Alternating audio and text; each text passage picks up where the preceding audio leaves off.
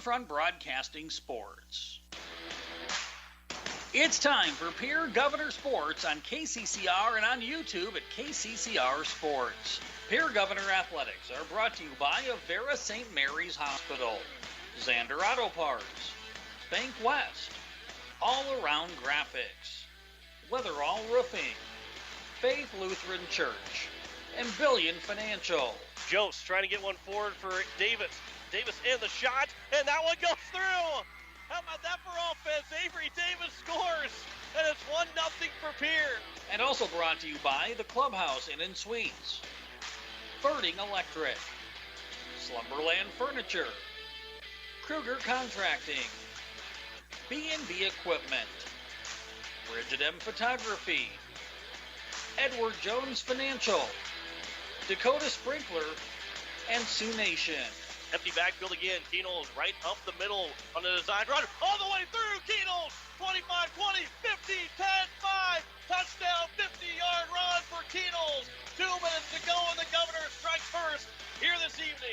Your Governor Athletics is also brought to you by First Dakota National Bank, Gales Gas, Service Master, Gateway Ford, Lincoln, and Toyota, Purist Foods, Kathy Sunshine Properties, All Pro Towing, and Pure Dental Clinic. Cross comes in, a shot and a goal scored right over to Ryland Derry. What a pass from Cole Peterson, and Ryland Derry is there just to get the foot on it and redirect it into the goal, and the Govs lead it. Governor's Athletics is also brought to you by Olson Plumbing, Lamb Motor, Midwest Cooperative, May Adam Law Firm, Oahe Federal Credit Union, the Association of Weed and Pest, and Fisher Round. For the Governors, for the 4th straight year, are the Class 11 AA state champions. They beat the Brookings Bobcats 38-6 here in the Dakota Dome. Here, Governor Athletics is also brought to you by Shane's Pharmacy, Todd's Electric, Wagner Auto, First United Methodist Church, East Pier Landscape and Garden Center, Country Carpet and Flooring, and Black Hills Federal Credit Union. And now, with the call of today's game, here's award-winning KCCR Sports Director, John Winkler. And from Hollister Field, we welcome you to the home opener for the Pierre Governors as they take on the Mitchell Colonels. John Winkler alongside Greg Dean here on this Friday evening and a beautiful Friday night. And what's a better Friday night than some Friday night football as we welcome you back here to Hollister Field. And Greg, this is a quick chance for the Governors to kind of forget about week one, learn from it, and they take a lot of positives away from it, but use that now into motivation for week two and to even that record at 1-1. And that's the thing. If you just saw the score from last week and saw 56-20, you would have said, you know, the Governors just got blown up by Harrisburg, which, you know, would not have been out of the realm. I mean, the number one team in AAA were the Harrisburg Tigers. Everybody has kind of dubbed them as the preseason favorite and the favorite to go all the way and win that AAA championship. But really, when you go back and kind of dissect that game, I mean, that game really turned on a handful of plays. Harrisburg scored on a couple of fourth down plays. They converted another fourth down that I think resulted in a score. The Governors drove into the end zone, had a shot at the end zone on a pass that just got knocked away at the last second. And so if you really dig down into it, that was a lot closer game. Governors only got outgained by about 80 yards on the day, and so for the most part, they went toe-to-toe with a really good and really big and really physical Harrisburg team. And you look on the other end, the Mitchell Colonels, they're 1-0. They beat Spearfish 28-7. Well, you look at that game, you see 21-point margin. Okay, you know, a 3-score difference. However, it was a 7-0 game at halftime, 14-0 game after the third quarter. That score doesn't really show how good Spearfish was hanging tough with Mitchell, and the Colonels have – they looked at film and they're looking to be better than what they were going into week two now. And if you watch the Colonels, there's not going to be a lot that has changed for this Colonel team from what we've seen in past years. They're going to be very run heavy. They threw the ball 9 times last week against Sturgis, completed 5 for I think it was 89 yards. 55 came on one play. So other than that, it was a lot of short stuff that they completed. Relied very heavily on Tucker Vilhauer and Josh Gross did here to run the ball, and I think that from what we have seen and heard, fully expect that that's going to be a big part of the game plan tonight for the Colonels. So it'll be up to the Governor defense to see if they can contain the Colonel rushing attack on the opposite side of the ball. Can the Colonels contain the passing attack of Lincoln Keenholz, Jack Merkwan, Cade Kaiser, and the rest of the skill position players for the Governors? Yeah, the Governors had more pass yards than what Spearfish had in total yards last week. We're going to see a different type of offense than what we saw last week with Mitchell running the ball a lot more, and that's their styles. They run the ball a lot more than it was for Harrisburg last week, who had Jacob Canute to throw the football. We will step aside, and we will come back, and we'll have our interviews with our coaches, starting with Coach Kent Van Overshield of the Mitchell Colonels. We step aside for 3 minutes. Come back with more of the pregame show. You're listening to Pierre Governor Football here on KCCR and on YouTube at KCCR Sports. Insurance. We all need it to protect our homes, health, businesses, and belongings. But having adequate coverage is just the beginning. You also need the support of professionals who stand by your side to protect what's important to you. Fisher Rounds & Associates combines the coverage you want with the commitment you need. Fisher Rounds & Associates. At your service, at your side. With offices in Pierre, Mitchell, Watertown, Sioux Falls, and Rapid City. BankWest Insurance has the expertise and resources to deliver personalized service and customized solutions. As an independent agency, we shop dozens of companies to get you the best coverage at the best price. As your trusted choice for insurance coverage, we promise to go the extra mile so you can rest assured your loved ones and your assets are protected. Contact your local agent to put BankWest Insurance to work for you. Not a deposit, not FDIC insured, not insured by any federal agency, not guaranteed by any bank, may go down in value, equal opportunity provider. All Pro Towing and Repair offers 24/7 light, medium, and heavy towing, jump starts, lockouts, roadside assistance, and recovery. The All Pro Towing and Repair team of professionals offers prompt, courteous, and top-notch services to Central South Dakota. If you find yourself in need of a tow, jump, or lockout, contact All Pro Towing and Repair, 605-669-2075. That's 605-669-2075. Pictures are memories we want to last forever. For those special times, call Bridget M. Photography, a unique boutique photography studio offering family portraits, children, seniors, and even your pets. They're available for weddings, commercial events, and sports photography. Stop in and visit their studio in Pierre or look over their website at bridgetmphoto.com. Pictures and memories that will last forever. From Bridget M. Photography in Pierre. Building a home. It's the biggest investment most of us make in a lifetime. Not to mention it's a decision that, well, you pretty much live with day and night. The quality of the workmanship stares back at you like a reflection. It also affects the value of your investment. Choosing the right contractor is critical. Kruger Contracting is that contractor. Call 222-2523. Quality workmanship and materials completed on time. Kruger Contracting. In a word, quality. Call 222-2523. Sioux Nation in Fort Pierre is a proud supporter of area athletes and their fans. Sioux Nation of Fort Pierre knows it takes hard work to achieve success in sports and the support of great people. That's why Sioux Nation of Fort Pierre is the place for all of your feed, seed, animal health, and grilling needs. They work hard for the community and are thankful for the support of their great customers. Visit Sioux Nation in Fort Pierre, 504 Deadwood Street. Sioux Nation supports area athletes. As we welcome you back here to the pregame show on KCCR and on YouTube at KCCR Sports, joining me is Coach Kent Van Overshield of the Mitchell Colonels as they come into the contest here this evening. A kickoff at 7 o'clock. They are 1-0, beating the Spearfish Spartans 28-7 last Friday. And, Coach, we'll first talk about that game last Friday. What did you like from your team in that 21-point win? Probably number one is that the pieces that we thought were in place, were obvious as far as being more diverse and ability to make some plays. The other part is, I was excited to get some of those first game things out of the way. We had 110 yards of penalties, those types of things, and it's all a growing process. Especially up front with our offensive line, and like I said, we just saw some good things, and it was good to get that first game under our belt, and excited to play going forward. And as you go through, you want to find that identity as a football team. I don't think we saw everything that we're going to see out of the Colonels on the game one, so we're excited to go to game two. Yeah, that was going to be my next question, is some of the things that you might need to clean up going into game two, and you mentioned the penalties being one of those things. But, you get that win, and it's always good to get the first one out of the way, no matter what time. If you get that first win and go 1-0, that it feels a little bit better going into week two, doesn't it? Win will help a few things, and you can learn and grow from wins.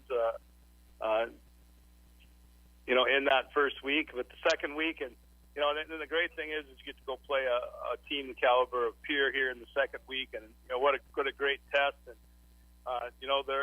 those teams are all on your schedule, and no matter where you play them, at the beginning, at the end, you gotta go out and play a football game, and we're excited, and it would be a lot of fun to scheme up and try to do some fancy things against the Governors. And what it comes down to is we have to just go play. We have to go block, and we have to tackle. And we're excited for the opportunity to come up to Pierre and and play football. And like I said, we're always excited. One reason over the years I figured out why I like to do this. And why I like to do it is I like to watch our guys play football, and no better place to do it than at Pierre. And going into this Friday night game here this evening at 7 o'clock with kickoff, you face this Governor team, and they might be the team that passes the most on you throughout the rest of the season. And when you watch this team on film from last Friday, and obviously things might change because of that Harrisburg team they had to face, what kind of scares you about the fact that they might pass the ball more than they will run the football? Yeah, I just think that Pierre just has so many weapons, and obviously they're triggered with number 3 there at the quarterback position, and and he's just developing into his own. What a matchup with Mr. Knuth and keynotes last week with Harrisburg and Pierre. But I just think that I know how well coached they are. I know the tradition that Pierre has developed and the success that they have. So we can't just focus on one individual. We have to go out and make plays. And in their passing game, there's some complicated things, in their system that make it really difficult to cover. And the key will be taking away the big play. I know if they scored on big plays, it's amazing what Mr. Merkwan and Kaiser plays that they made last week. And like I said, we have to try to eliminate those big plays and obviously minimize any big plays. To get a catch underneath, we got to make sure that we tackle. And that's one thing that I was really pleased with our football team a week ago, is that we did a nice job of tackling. So with that, we have to minimize, get our defense off the field, and try to control the game through our offense. And let's talk a little bit about the offense, too, because you see what Harrisburg did. They put up 56 points on the Pierre defense. So now when you watch that on film, and obviously things are different from your offense to their offense, but you're able to maybe to pick out some pieces of maybe some weaknesses to try and exploit for you guys on the ground going into tonight's game? Yeah, we're really not going to change what we do from a standpoint of, we want to establish the run. And that's been something that we've attempted to do over the years, and like I said, that's going to be the goal. And there's two types of runs in a football game. There's right and left, and we're going to try both of them and see what we can get done. Again, we kickoff coming up here at 7 o'clock, talking with Coach Kent Van Overshield of the Mitchell Colonels. Going into this contest, Coach, before I let you go and wrap things up here, what's going to be that top thing for you guys to go now 2-0 to start the season and get a win against the Governors? It's about going 1-0 each week. Our guys grew in the summer. They grew in our camp, and in that first game, we got to experience some things that were super important for us going forward. And obviously coming out of this second week, to have a win at Pierre would be a big shot in the arm for our guys, because you look at that schedule ahead, we can take a few seconds and do that. Week in, week out in AA football, it's going to be competitive. You throw Watertown and Aberdeen and the T program into that, every week you got to be ready to go. And it's always a little bit easier to get up on Saturday morning after a win. And one last question, too, because last year you guys in the playoffs lost in the first round up here, but one of the best football games that I've ever been able to watch, especially high school football games I've been able to watch. Do you use that a little bit into try and use extra motivation, or do you feel like you owe them one here going into Friday night's game, or is because it was last season, is it kind of in the past? I know our older guys, our juniors and seniors that participated in that football game, that was a huge confidence builder for them and a huge motivator, and we know that every year is a brand new year. And like I said, I think that was a testimony of a football team that continued to get better throughout the year. And, we had our opportunities and, like I said, it's a brand new year, but, our guys, that's in the back of their mind. We're going to go play a Pierre Governor team that's pretty new. Three guys going both ways, kind of a little bit different for them. So they're spreading it around as far as their football team. So we got to go play 4 quarters of football, and we're excited for the opportunity. Coach Ken Van Overshield of the Mitchell Colonels. Coach, I appreciate the time here this evening and getting ready for the game, and appreciate the time. Good luck here today, and good luck the rest of the season. All right, thanks, sir. Back with more of the pregame show next here on KCCR and on YouTube at KCCR Sports. Looking for your next new or used car, truck, or SUV? Then go no further than the comfort of your own home. Shop online at lambmotor.com. On lambmotor.com, you'll find the vehicles Lambs has in stock. You can schedule a test drive or your vehicle's next tune-up all online. New or used, shop for it all online anywhere you are. Lamb Motor has the right vehicle for you. Lamb Motor in Oneida and online, lambmotor.com. At Black Hills Federal Credit Union, our top priority is providing value to our members. Since 1941, we have helped our neighbors buy homes and vehicles, finance their farms and ranches, insure their assets, and retire comfortably. From Custer to Sioux Falls, we live and work in our communities, and we treat our members like family. Visit bhfcu.com to learn more about how you can join. BHFCU is member-owned, not-for-profit, and federally insured by NCUA. It takes hard work to reach goals. It's a truth that applies to more than just sports. It also goes for your financial goals. You work hard for your money. You deserve an investment strategy that lines up with your game plan. Your local Edward Jones financial advisor can help. If your investments aren't getting you closer to the win, visit edwardjones.com or stop by your local Pierre area Edward Jones office for a financial review. Edward Jones, making sense of investing. Member SIPC. It is time to control noxious weeds. Do you have a control plan in place? If not, contact your local weed and pest supervisor to help you set up a plan. Effort now will save you time and money in the future. This is Paul Johnson, South Dakota State University Extension Weed Science Coordinator, asking for your support to get this statewide noxious weed problem under control. As long as you have a local cooperative, you'll never farm alone. At CHS Midwest Cooperative, our team is your team, ready to help you make the decisions that are vital to your operation. From the seed, plant health, and marketing the grain, to fuel to keep you running, the feed to supplement your herds, and the financing programs to make it all possible. We're here for you. Give CHS Midwest Cooperative a call today and let us show you the value of the co-op. Local, loyal, and trusted for generations. When a disaster damages your home or business, you need immediate support from experts you can count on. ServiceMaster is there for your burst and leaking pipes, basement flooding, drying and dehumidification, roof leaks and failures, carpet and upholstery. We know your situation is unique. That's why we give every type of damage in every building the individual attention of certified experts who have the real-world experience to come up with the best solution. No type of damage is too big or too small for us to handle. We're standing by 24/7. Call ServiceMaster 844-902-2938. Welcome back to the pregame show here on KCCR and on YouTube at KCCR Sports, as we're joined by Coach Steve Steele, the Pierre Governors, after a loss last Friday to open up the season. Now get a chance to be at home for the first time this year against the Mitchell Colonels. They're coming in at 1-0. You got a chance to process that loss. We talked about it on Coach's Corner, but there's a lot of good takeaways from that. Even though, 36-point loss, there's a lot of good takeaways, especially offensively for you guys going into week 2 and beyond the season. Yeah, I mean, I think there's plenty of takeaways on both sides of the ball. Obviously it's probably the best offense and defense and special teams we'll see all year.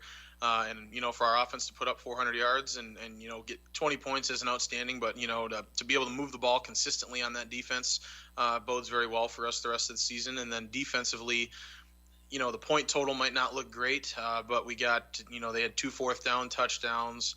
We got them to another 4th down and they converted. We got them. We did a good job on the majority of the downs. We've just got to cut away the one glaring mistake that they were able to capitalize on.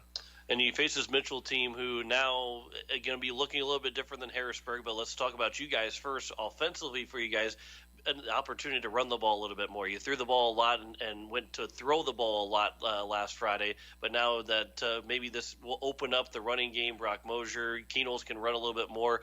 Do you plan to use the run a little bit more this week than you did last Friday? Yeah, we definitely will. Just genetically, I think that last week did not favor us to run the ball very much. We knew that going in. The kids understood that. We were probably going to have a very extremely high pass share. Where I think you'll see us be a little bit more balanced this week. Maybe not entirely balanced, but a lot more closer to that balance. Because we definitely do have some good running threats.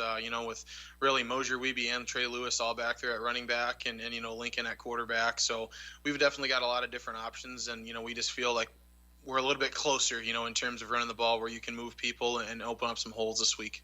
Now, you look on Mitchell's offense compared to Harrisburg's offense, they're going to run the ball quite a bit more, the quarterback, and that's no offense to the Mitchell quarterback, but he's not the Big Ten quarterback that you just saw last Friday. So the defense will be a little bit different, being able to adjust now to a more running style and less pass attempts and not seeing that type of quarterback again. Yeah, we're definitely going to see a lot more runs. I think that's been their mojo for a long time. Their run pass share is probably the exact opposite of what ours last week on a normal game. They're probably 80-90% runs on any normal game, and our defense is really excited about that. Obviously that's what we like to pride ourselves on, is being able to shut down the run, and it's a lot easier to do that when you don't have to overly worry about the pass as much. Again, not that they're not good at it, but just because they're not going to do it as much. So that really frees us up to use our linebackers a little bit more aggressively and really play downhill and try and stop the run. We were just talking about the Mitchell offense and also their defense here because they played Spearfish last week, won 28-7. That's the only film, obviously being week 2, that's the only film of the 2021 season. What did you see on film? What are other question marks maybe that still are left for this Mitchell team for you guys, because you've only got to see them play one team and it was Spearfish? Well, the first game of them on offense wasn't super different from what they did last year. So I think, and most of their guys are back. So I think we feel pretty confident that that's their game plan. Where defensively, they did change. They were a 4-3 defense last year, and they're down to a 3-4 this year. I think a big part of that, they've got a really good nose guard. He's a quick kid, and he's really good with his hands. And that's a huge part about running an odd front, is having that guy you can trust at nose. But they've got 4 really good linebackers that are all returning starters for them. They bumped their strong safety down to one of the outside linebacker spots, and then all 3 linebackers they had last year are back. So, their front 7 is going to be a big strength for them. DB wise, they still have a couple returners, but again, they're kind of like us. They definitely want to stop the run first. And then, they trust their guys on the back end to play pass coverage and not worry about it. So we're going to have to find ways to get around that front 7 because, I said that's definitely the strength of their team, especially their nose guard and linebacking core. And you go offensively and defensively for you guys. You get a big boost this week. Brady Getz returns to the lineup and dealing with some back issues. How has he felt going into this contest? Obviously, he's been cleared to play, so he's going to be feeling pretty good. But the load management that you guys will have for him today, is it all forces go, or maybe you're going to kind of see how it tests the waters a little bit early on in the first quarter and how he's feeling? I think we did a little bit of the load management last week in practice. And I think last week was a lot more of he may have been able to go, but why? You know what I mean? Let's take another week and let's make sure that we're ready when we're ready. And so I think right now, I mean, he's feeling pretty good. He's probably sick of us asking how he's feeling, but I think once we get into this, he's going to be out there until he tells us he needs a break or it's hurting him or bothering him. And he's just that kid that we trust. He's a guy that's really worked hard to be where he's at. He's voted a team captain this year. So it's hard to take that away from a kid if he's cleared and says he's ready to go. Talking with Coach Steve Steele of the Pierre Governors as kickoff coming up at 7 o'clock against the Mitchell Colonels. Before I let you go, I always ask you this question: what's going to be that top thing for you guys to get a win against Mitchell here tonight? Offensively, we've got to find ways around their front seven, whether that's through the air or through the ground. If we can do that, I think we'll have some sustainable success against those guys. And then we got to finish drives. We can't get down the field and not punch it in. And defensively, again, we've got to trust our eyes. We've got to play aggressive, and we've got to rally tackle. They do a good job of sending one run threat. Their quarterback will be a runner and their running back will be a runner, and they'll usually send them in some form of an opposite direction, like it's an option play. It's not always an option play, but we've got to make sure we run to the football and tackle everybody that could have it. Coach, I appreciate the time as always. Good luck tonight. Thanks, John. Back with more of the pregame show next here on KCCR and on YouTube at KCCR Sports. At Shane's Pharmacy, your health care is important, and Shane wants to be the pharmacist to take care of you. Shane's Pharmacy will make sure your prescriptions are filled in a timely manner, they will answer your questions, and they will even deliver to your home or office. Call 223-9200. Shane's Pharmacy, the pharmacy you know and trust. The number again is 223-9200. Shane's Pharmacy in Fort Pierre, proud to support high school athletics.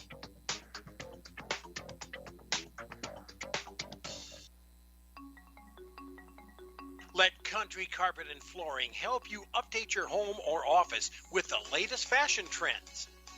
With over 30 years of experience, we can help you find the right flooring or window treatments for your needs. Stop down to 414 East Sioux Avenue or call for an appointment at 224-9297 for your free consultation and estimate. Go Govs! This fall, sip on a warm, soothing apple cider and bathe in the radiance of the changing colors before you smash that hot mug on the driveway and join First Dakota to bank some noise for fall sports. Stop for goal line stands, holler for a game-winning ace, and go berserk for a chip in from the rough. Let's give the home team all we've got. Bank some noise with us at First Dakota National Bank. Open a new account online today at firstdakota.com, member FDIC. Faith Lutheran Church prays for God's blessings to all of our athletes and their families. We're proud of the commitment and dedication that you give to your team. We would love for you to join us and celebrate the successes that God gives to us on the field, in the classroom, and throughout our lives.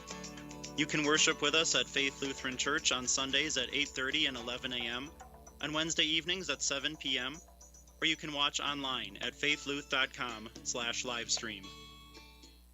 The lawyers at the May Adam Law Firm in Pierre know how important your families are to you. If you've been putting off getting your affairs in order, know that the May Adam Law Firm is available to counsel you through your questions and help you get the documents in place so that you've made your loved ones secure. Call them at 224-8803 and they can chat with you about how to document your concerns and care for your family. We're all in this together, and the May Adam Law Firm is ready and able to help. The frigid air of winter and the blistering heat of summer can really put a dent in your pocketbook. The gang at Weatherall Roofing and Insulation in Pierre say, just foam it. Saving money on your energy bills is what it's all about with Weatherall Roofing and Insulation. Let Weatherall Roofing and Insulation help you save money with their custom spray foam or blow-in fiberglass insulation. Call 224-7982 for a free estimate. And remember, just foam it.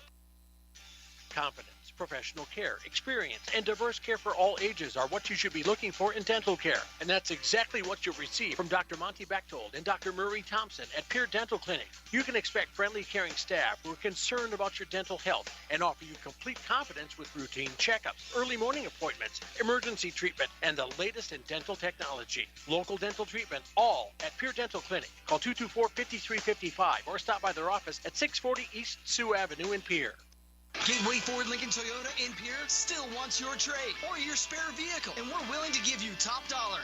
And we'll throw in an additional $250 Pierre Pride dollars. Sell us your car, and Gateway Ford Lincoln Toyota will give you an additional $250 Pierre Pride dollars. Trade in your vehicle for a new or different one, and Gateway Ford Lincoln Toyota will give you $250 Pierre Pride dollars. Gateway Ford Lincoln Toyota at 518 East Sioux Avenue in Pierre. Call 605-224-7378 and visit GatewayFordToyota.com.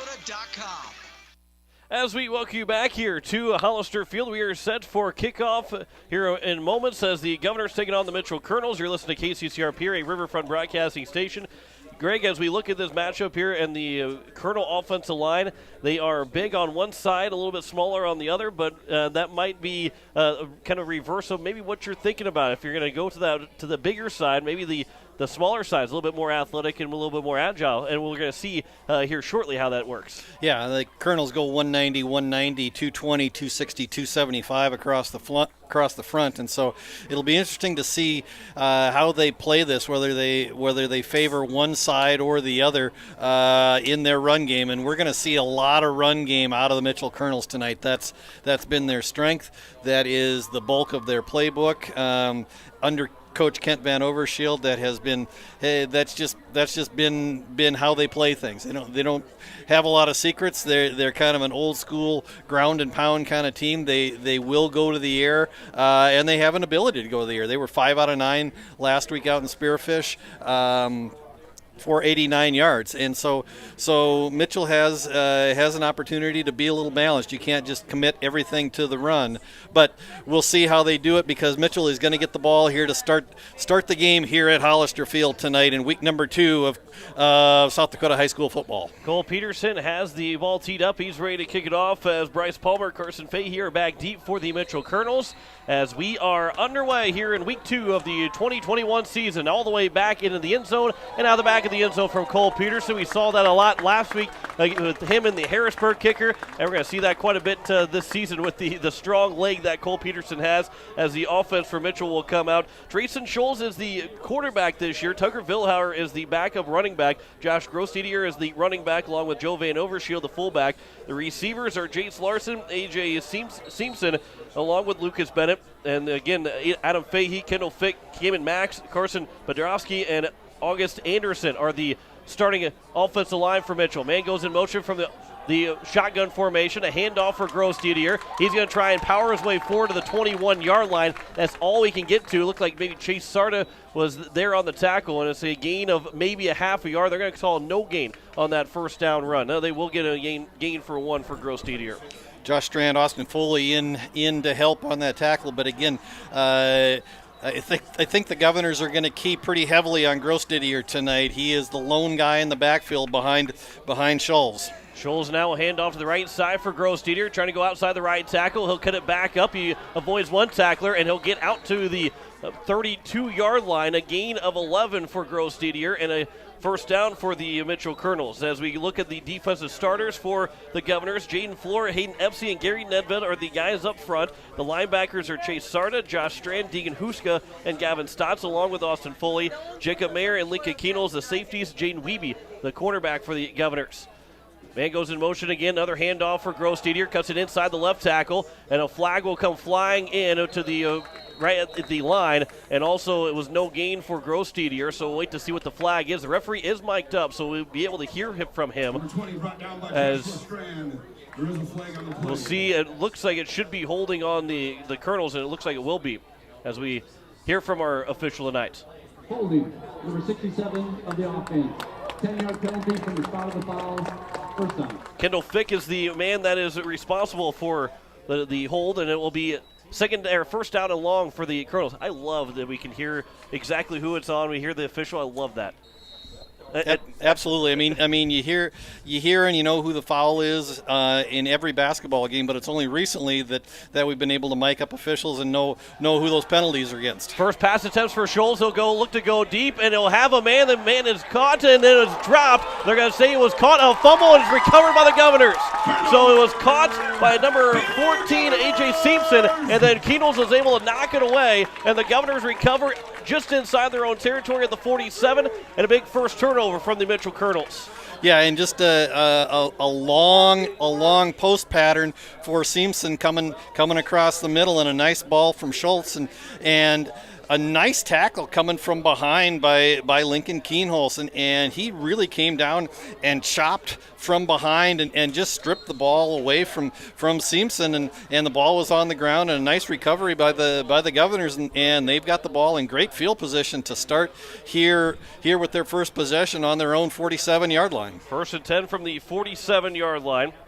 And Lincoln Keenholz, the starting quarterback. Brock Mosier is the tailback, although he is split out wide. 3 receivers here on the near side, 1 receiver left side. Empty backfield here for the Governors. For the snap and a quick throw on the screen pass, the catch is made by Kaiser. He gets a block here on the near side, and then he fumbles the football as he gets hit hard, and it's going to be recovered by number 1, Tucker Vilhauer, and the Governors turn it right back over to Mitchell. It was a gain of about 7 for Kaiser, and then he fumbled the football. Actually, it was only a gain of about 4, and then the ball scooted back to the 45-yard line for the Colonels, and it will be now here for the Governors to have the ball, or the Colonels to have the ball again. Yeah, and very much like how the Governors gained possession after the long pass play on that play, just a bubble screen out to Kaiser on the near side, and he had some running room, but he got locked up by a Colonel defender, stripped of the ball, and the Colonels take possession now on their own 45-yard line. So 10:37 to go. We haven't even played a minute and a half. We've had 2 turnovers, 2 fumbles, as Schultz barely keeps the ball away from Grossteder on a read option, and Schultz will get out to the 49-yard line. A gain of 4 on that first down run. The first time we've seen him try to pick up yards on the ground. And it'll be 2nd and 6. That was close to being another fumble because Schultz and Grossteder are almost fighting who's going to take the ball. Yeah, and you saw a lot of ball and not a lot of hands on the ball when he came out of that read, but Schultz able to hold on to the ball and gain 4 on the play. As Schultz will fake the handoff to Grossteder. Now they'll try and end around in the backfield. Gets back to the 50-yard line. The ball comes on the floor again, and this time it's going to be recovered by Mitchell. And the Colonels will keep possession, and it'll be 3rd down, and they're going to spot at the 50-yard line. They're not going to advance the ball forward. It's going to be just on the Governor's side of the 50-yard line, a gain of 1, or gain of 2, and it's now 3rd down and 4. We'll call it 3rd and 5 here for Mitchell. Yeah, just a fake dive to Grossteder going to the right side and came back around on the reverse to Lucas Bennett, and he got wrapped up by number 22, Chase Sarter on the near side. Grossteder gets the handoff. He'll power his way forward and barrel over a man and into first down territory as he gets to the 44, a gain of 6 for Grossteder, and he's got 18 yards so far on 3 carries, and the Colonels have it past midfield, past the 45-yard line of the 44 with 9:15 to go here in the first quarter. Grossteder's a big kid, comes in at 6'2", 210, so he's a load to bring down, and where the Colonels have had early success is going right over that right side behind Carson Podrosky and August Anderson, the 260 and 270-pound linemen. There's a handoff trying to go up the middle, and there's nothing doing there for the Colonels, as I believe that handoff was not to Grossteder, it was to Vilhauer, and he'll gain not much. He won't gain any. It's 2nd and 10. Yeah, Grossteder went to the sidelines after the previous play, and he's still on the sidelines. So I don't know if this is just he's standing up, got his helmet off. I don't think there's anything wrong with him physically. Just getting a little bit of a breather right now. 2nd and 10 from the Governor 44. 8:25 to play here in the opening quarter. No score. Pistol formation here for Schultz. They'll look to pass. They're over the middle. A catch is made as it looked like Chase Sartre was trying to come in and undercut that route, but it ended up being, Austin Foley was trying to cut that route, and it will be a catch made, and it will be 3rd down. Simpson made the catch. 3rd down and about 3 from the 37-yard line, 38-yard line. Yeah, just a quick hitter coming right back across the middle, and just a short route right underneath into the second level. Simpson made a nice catch, but immediately wrapped up by Sarda. Man goes in motion here for the pistol. Handoff for Vilhauer on 3rd and 4. He's trying to get outside the right tackle. He does. He's got enough for a first down. He's out to the sideline where it will be a first down here for the Mitchell Colonels to the 30-yard line. A gain of 8 for Vilhauer. And another first down. The Colonels are threatening inside the Governor territory here. Colonels have been able to stretch that right side and get some running room when they get outside the tackle, and so far have worked that ground game. Nothing, no surprises here. They've been able to work that ground game, especially off to that right side so far tonight. Yeah, Canute threw nearly 20 times. I don't know if we'll see the Colonels throw 20 times here tonight, but he is 2 for 2 as Schultz. The handoff on first down for Villerhauer. He's wrapped up in the backfield, then he's throwing down as Hayden Epsey and Jaden Floor were both there, and it will be second down and 10, no gain. Actually, they're going to say it's a fumble, and the Governors pick it up at the 28-yard line. So Villerhauer fumbled the football, the second turnover, and the Pierre Governors have the ball in their own territory here. 1st and 10 from their own 28.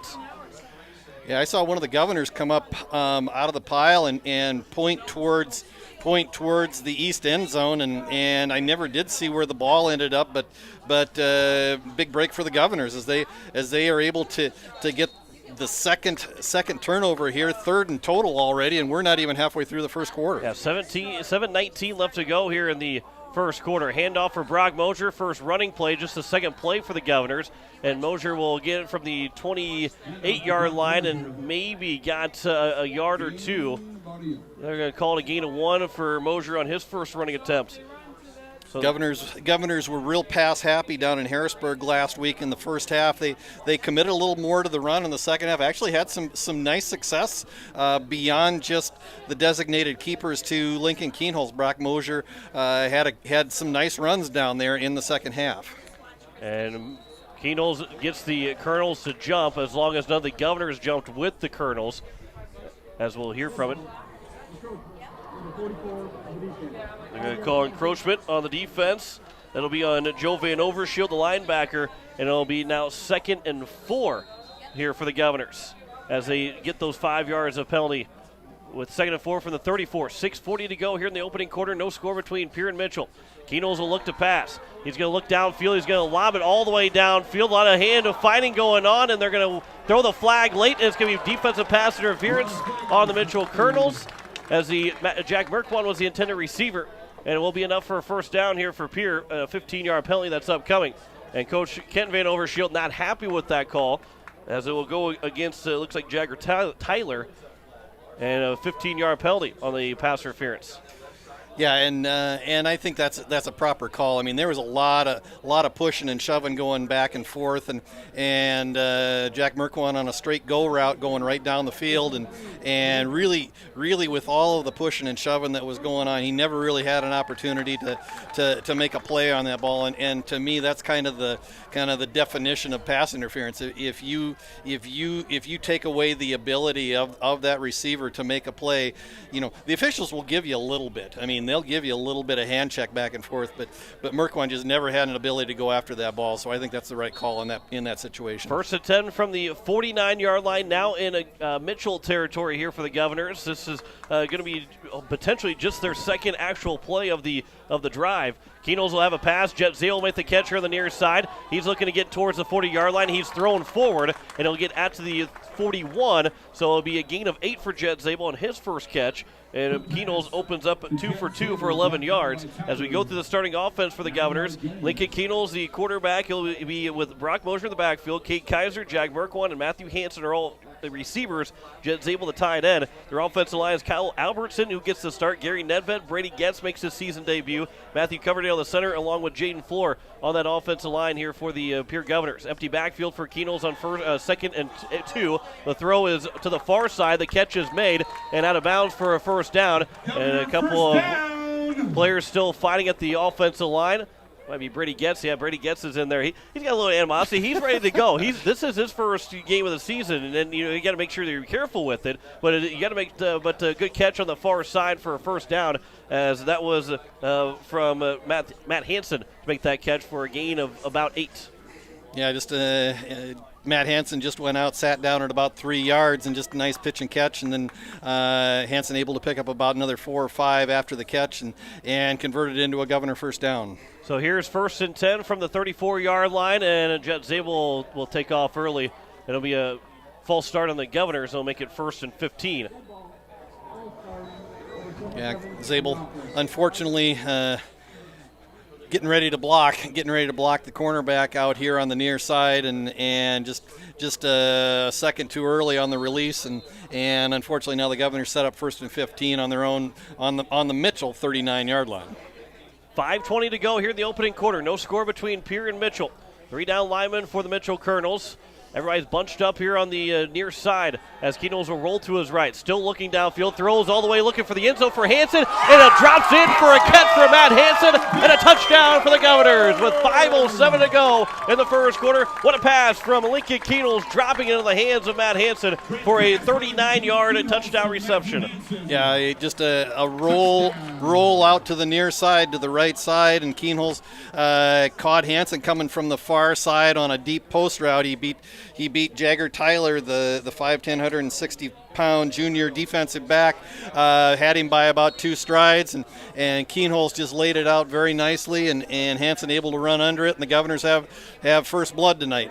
4-play drive for the Governors. Cole Peterson for the extra point. It's up and good, and Pierre has a 7-0 lead here with 5:07 to go in the first quarter. Back in 30 seconds, you listen to Pierre Governor Football here on KCCR and on YouTube at KCCR Sports. At Purus, we play to win, which led to being named the most innovative food company of 2021. For over 30 years, we have worked to develop the highest quality peas for plant-based protein on the market, which is sourced from several South Dakota farmers. Our alliance with farmers allows us to build a safe and secure food supply in the United States. Join our Herald production team and make moves, because at Purus, it's not just a job, it's a career. Apply online, PURIS.com. Purus, born and bred in the USA. As we welcome you back, a 4-play drive for the Pierre Governors of about 60 yards. And they had a 39-yard grab from Matt Hansen on a fantastic throw from Lincoln Keenels. And the Govs strike first and have their first lead here. They led 13-7 over the over the Harrisburg Tigers last Friday, and that was the only time that they led in the game. Now they'd strike first here against the Mitchell Colonels, and that offense, going to work. 4-play drive. They got a couple of penalties to help them out. They backed up 5 yards with a offensive penalty, but it was no problem for the Governors on that offensive drive. Yeah, and the Governors did what they do best. I mean, they went to the air and were able to move the ball very nicely through the air. Couple of short passes made sure that Mitchell was able to come up and commit to the underneath stuff, and then the roll right from Keenholz went over the top, and 39 yards later the Governors are up 7-0. So here is now going to be the next chance for the Mitchell Colonels. They fumbled the ball twice on a catch and also a run play. They've actually ran more plays than the Governors have. They had a 7-play drive that was cut short by the fumble after a 3-play drive cut short by a fumble. Scholes in the backfield. He'll play action, roll out to his right, throws across, and nearly was intercepted. And it will fall incomplete. First incompletion we've had in the ball game, as it was Jaden Wiebe that was almost looked like he might have been the intended target. It was right through his hands. Yeah, Scholes has a nice arm. I mean, he loaded up on that fastball as he rolled to his right and had Lucas Bennett open briefly for just a fraction of a second, but he was in the middle of about 4 Governors about 7 yards downfield, and Schultz just overthrew him. 2nd and 10 from the 20-yard line. A handoff for Grosstedier. He's going to be met just a couple yards past the line of scrimmage, but as good as he is, he falls forward again for a gain of about 4 to be at the 24-yard line, and it's 3rd down and 6 for Mitchell. Yeah, and that's going to be the key is if Grosstedier carries the ball, you really got to find him early and try to stack him up because he's just a punishing kind of runner, just very physical, and going to carry a lot of the water tonight for the Colonel offense. He had 71 yards of offense the last week.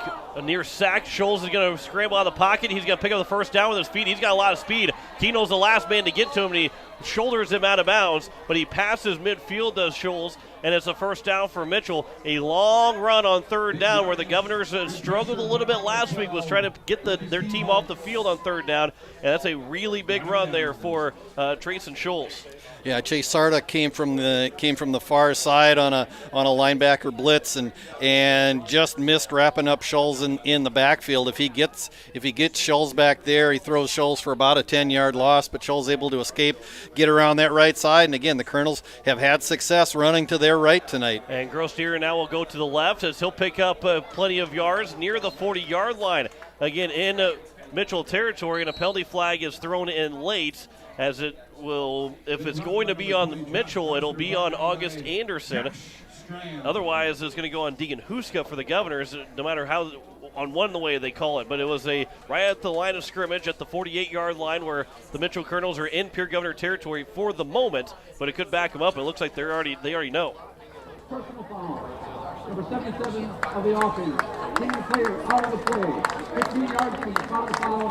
First down. So it is a personal foul and a 15-yard penalty. So all the way back now to the Mitchell 37-yard line. So that takes them in a bad spot, second, and it can be 1st and 25 now here for the Colonels. Yeah, and that's the kind of play that just frustrates a coach. I mean, you get positive yardage on the run first time that Mitchell was able to get something positive around the left side, and then just a frustration play ends up in a 15-yard loss from where the penalty was spotted. Scholes is scrambling. He'll throw to his right. The catch is going to be made, and it's going to be a gain of over 20 yards. There are two receivers right in the play, and the backside receiver ended up making the catch, as that was Lucas Bennett to make the grab, and it's going to be second down now and manageable for the Colonels. Yeah, and again, Schultz shows his mobility. He's able to get outside the pocket and does a nice job throwing on the run, and he's got a big arm. And so the Governors may have their hands full tonight trying to control the junior Trayson Scholes. 2nd and 3 from the 41-yard line, a gain of 22 on that play. A handoff for Grostier right up the middle. He's got enough for a first down, so that 15-yard penalty comes up moot, other than it adds 2 extra plays, as Grostier will get out across the 35-yard line down to the 32, a gain of 33, called a gain of 7 or 8 for Grostier. And again, Grostier basically just right up the middle and just kind of powered his way for the first down. And so the Governors, again, getting a heavy dose of the returning All-State fullback for Mitchell, Josh Grostier, the 6'2", 210-pound senior. Under 4 minutes to go, under 3.5 to go here. And the Governors will jump in front before the snap, and it'll be another 5-yard penalty against Pierre. They called Chase Sarda for that encroachment, and it's now 1st and 5 from the 27-yard line here now for the Colonels. In Governor territory, 7-0 lead for Pierre, 3:18 and counting to go here in the first quarter. Mitchell's fumbled the ball twice, but this is as far as they've gotten on any of their 2 drives against the Governors. They haven't had a whole lot of problem moving against the Governors, but they fumbled it a couple of times. Vilhauer will get the handoff. He'll find his way down to the 25-yard line, and then a flag will come in at the end of that play. This is a little bit of a rivalry game, and there's a lot of animosity between these two teams. I asked Coach Van Overshield before the game, you guys lost to him in a heartbreaking loss last year in the playoffs. So you feel like you owe him a little bit, and he said, well, these guys are still thinking about it. These juniors and seniors, they want some revenge, and there's a little animosity between these two teams right now. Yeah, and this came in really late. I mean, the ball had almost been spotted after the play was over. So we'll see what the call is. Looks like maybe this one's going to go against the Governors. And we'll see what the head referee wants to make that call. He has not. He's turning around now to give that call out. Illegal helmet contact against number 9 of the defense. Half the distance to the goal. First down. So that's Jacob Mayer that gets called for illegal contact to the helmet. And he picked up 15 yards and half to this is the goal, so he picked up 14 yards to the 13-yard line, and now Mitchell is in really good, they're inside the red zone to try and tie this one up. 1st and 10 from the 13-yard line, 3 minutes to play here in the first quarter. Scholes will hand off to Vilhauer, as he'll get to the left side. A flag comes in, and Vilhauer, I don't know if he got back to the line of scrimmage. I believe he did about a yard or 2, but another flag has been thrown, and we'll see what this one is. If it's against the Mitchell Colonels for a hold, that's usually where you see something like that being called, and Mitchell's starting to walk backwards a little bit. Well, they started to, and the referees are talking about what's going to happen here. Holding, number 56 of the offense. Adam Fahey is called for another hold against the Colonels, and that's a big loss there. They drop him all the way back to the 26-yard line. That's a 13-yard loss on that play. And last week, in week number 1, you expect a lot of penalties. We didn't have hardly any penalties down on either team down in Harrisburg last week.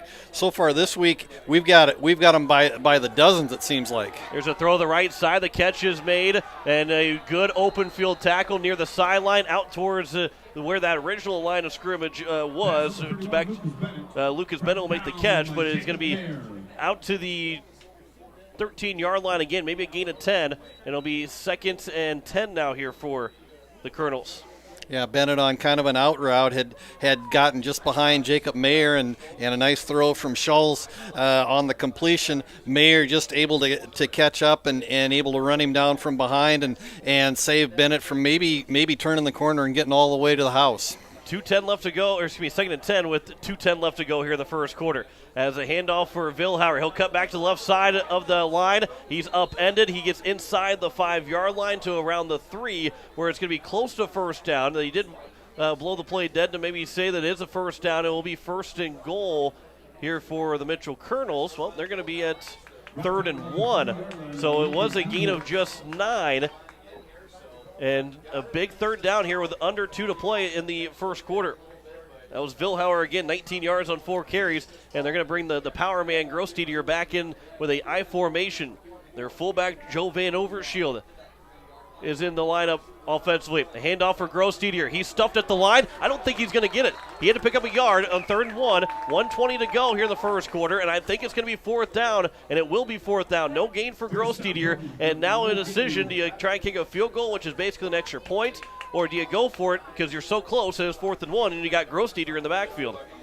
Yeah, and I don't see any movement for the special teams unit from the Colonels, so they're going to go for this. They're going to try to even this score up here with exactly 1 minute to go here in the first quarter. 9th play of the drive for the Mitchell, 4th and 1 from the Governor 4-yard line. I formation again. A toss for Grosstedier trying to get to the outside. He gets chopped at around the 3-yard line. Is he going to have enough for a first down? Lincoln Keenels, it looks like he's going to have enough for a first down.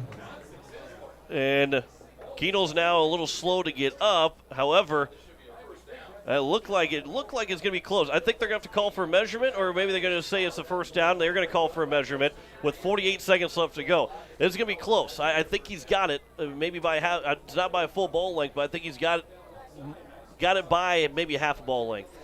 Yeah, and probably the more concerning thing is Lincoln Keenhol's a little slow to get up, and he has come over to the sidelines, and it looks like he may be holding that right hand. Helmet is coming off. Casey Michelson, the athletic trainer, is asking him a few questions. I don't think it's serious, but you just never know. And they're looking at it, and it's a first down. And the Governors, Jaden Wiebe and Jacob Mayer, both were, I don't think they were pleased with how the measurement went. I think they thought they didn't have enough, but it is a gain of 1 for Grosstedier, and it's now 1st and goal from the 3-yard line. And we'll see now if the Governors can make a goal line stand. Only 48 seconds left to go in this first quarter. Well, this is a big opportunity for the Governors to try and get a goal line stand. 1st and goal for the 3. Grosstedier again is in the backfield, I formation with Joe Van Overshield as the fullback. Scholes from under center. He'll take the snap, hands off for Grosstedier. He's wrapped up at the line, and that's this streak of 4 straight state championships for the Governors, and maybe they don't end up stopping them all 4 plays, but that's the type of defensive line and the type of defense that the Governors have been known for in the last 4 years when they've won state championships. You get down here inside the 5-yard line, and you have a horrible time trying to punch it in. Yeah, and the Governors did a nice job stacking up Grosstedier in the middle of the line. I'm looking at Lincoln Keenholz down on the sidelines. Look like maybe he's got a cut on his right hand. There's a quick throw to the end zone. That's broken up, and it's now 3rd down. 3rd and goal for the 3-yard line. Jacob Mayer is able to break that one up. A big play. Got the paw on it to break it up on a quick little slant route into the end zone. And it's 3rd down and 3 with 11 seconds to go here in the first quarter. Yeah, and a nice recovery by Jacob Mayer. Looked like he kind of slipped on the break as he was coming up to make the cover, and just as he was going down, he was able to get a hand up in the passing lane, able to knock that ball away just at the last second. 11th play of the drive, third down and 3 from the 3-yard line.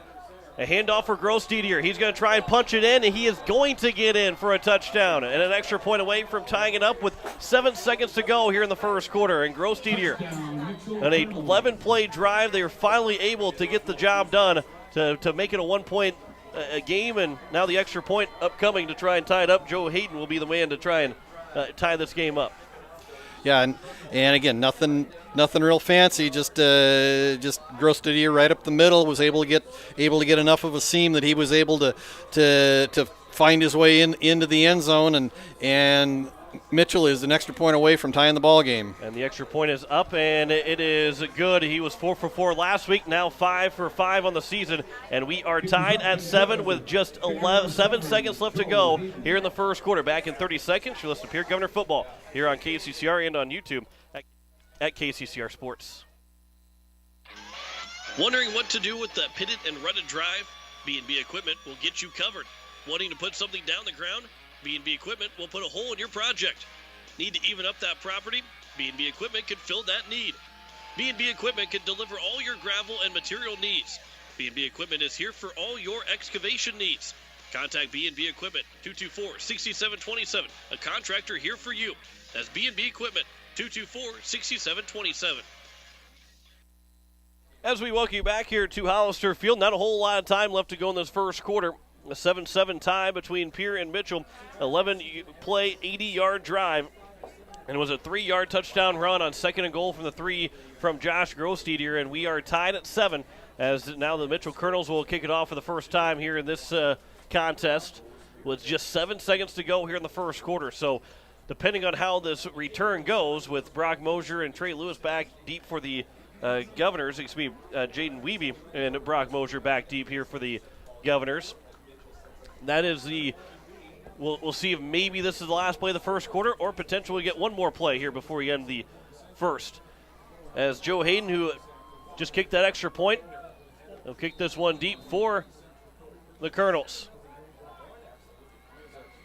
It's going to be a squib kick, and they're going to keep it low to the ground. The Governors will dive on top of it. That's Cade Kaiser that dives to it.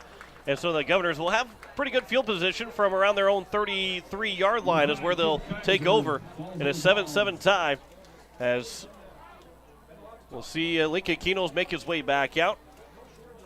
And hopefully, again, nothing serious, but Spencer Kelly, he's out for maybe potentially coming back next week. That'd be a guy that could fill in that spot. If you're looking for Keenels to go one way, probably Spencer Kelly's your guy if you move things around a little bit. 6 seconds left to go here in the first quarter. Empty backfield here for the Governors. High snap for Keenels. He'll pull it down, rolling to his right. Still looking. Now he's going to try and step in the pocket. Then he's hit. He somehow breaks free of that. He's going to try and pick up some positive yards. He dives back to around the 31-yard line, and he will lose 2 yards. That's going to how the first quarter is going to come to an end. But Keenels is somehow able to only lose 2 instead of losing 5 to 6 yards, and that's how the first quarter will come to an end. So it will be 2nd and 12 for the Governors to open up the second quarter as we step aside for a minute. 7-7 is our score between Pierre and Mitchell after the first. Back in a minute, you listen to Pierre Governor Football here on KCCR and on YouTube at KCCR Sports. Innovation. It's right here. Avera St. Mary's Hospital keeps care local for you and your family, offering comprehensive care that has earned 4 out of 5 stars by the Centers for Medicare and Medicaid Services in hospital performance and safety. Avera St. Mary's world-class care is further supported by advanced technology, 2-way video e-consults, 3D mammography, and a state-of-the-art birthing center, so you and your family don't have to go anywhere else, because innovation lives right here in Pierre. Learn more at avera.org/news. This is one of the biggest sales of the season, and it's coming to the end. The Slumberland Furniture Labor Day Sale. Slumberland has inventory in stock, so you'll find just what you're looking for. And with these prices, you're going to want to move fast. And in the full-service bedding department, Slumberland is featuring a fantastic Sealy Posturepedic sale with mattresses starting as low as $4.99. Plus, see our selection of adjustable bases. The final week of the Labor Day Sale at Slumberland Furniture. Slumberland Furniture on the truck bypass in Pierre and slumberland.com. As we welcome you back here, start the second quarter, 2nd and 12. We'll make it 2nd and 13 from the 29-yard line. John Wickler alongside Greg Dean as Lincoln Keenels will take the snap. Hands off for Mosier in the backfield, and he is wrapped up for a loss, potential of a loss, so he's going to get to the 30-yard line. But it's going to be 3rd down long here for the Governors. And the Mitchell Colonels defensively looking for a quick stop of Pierre before they can get their offense right back out onto the field.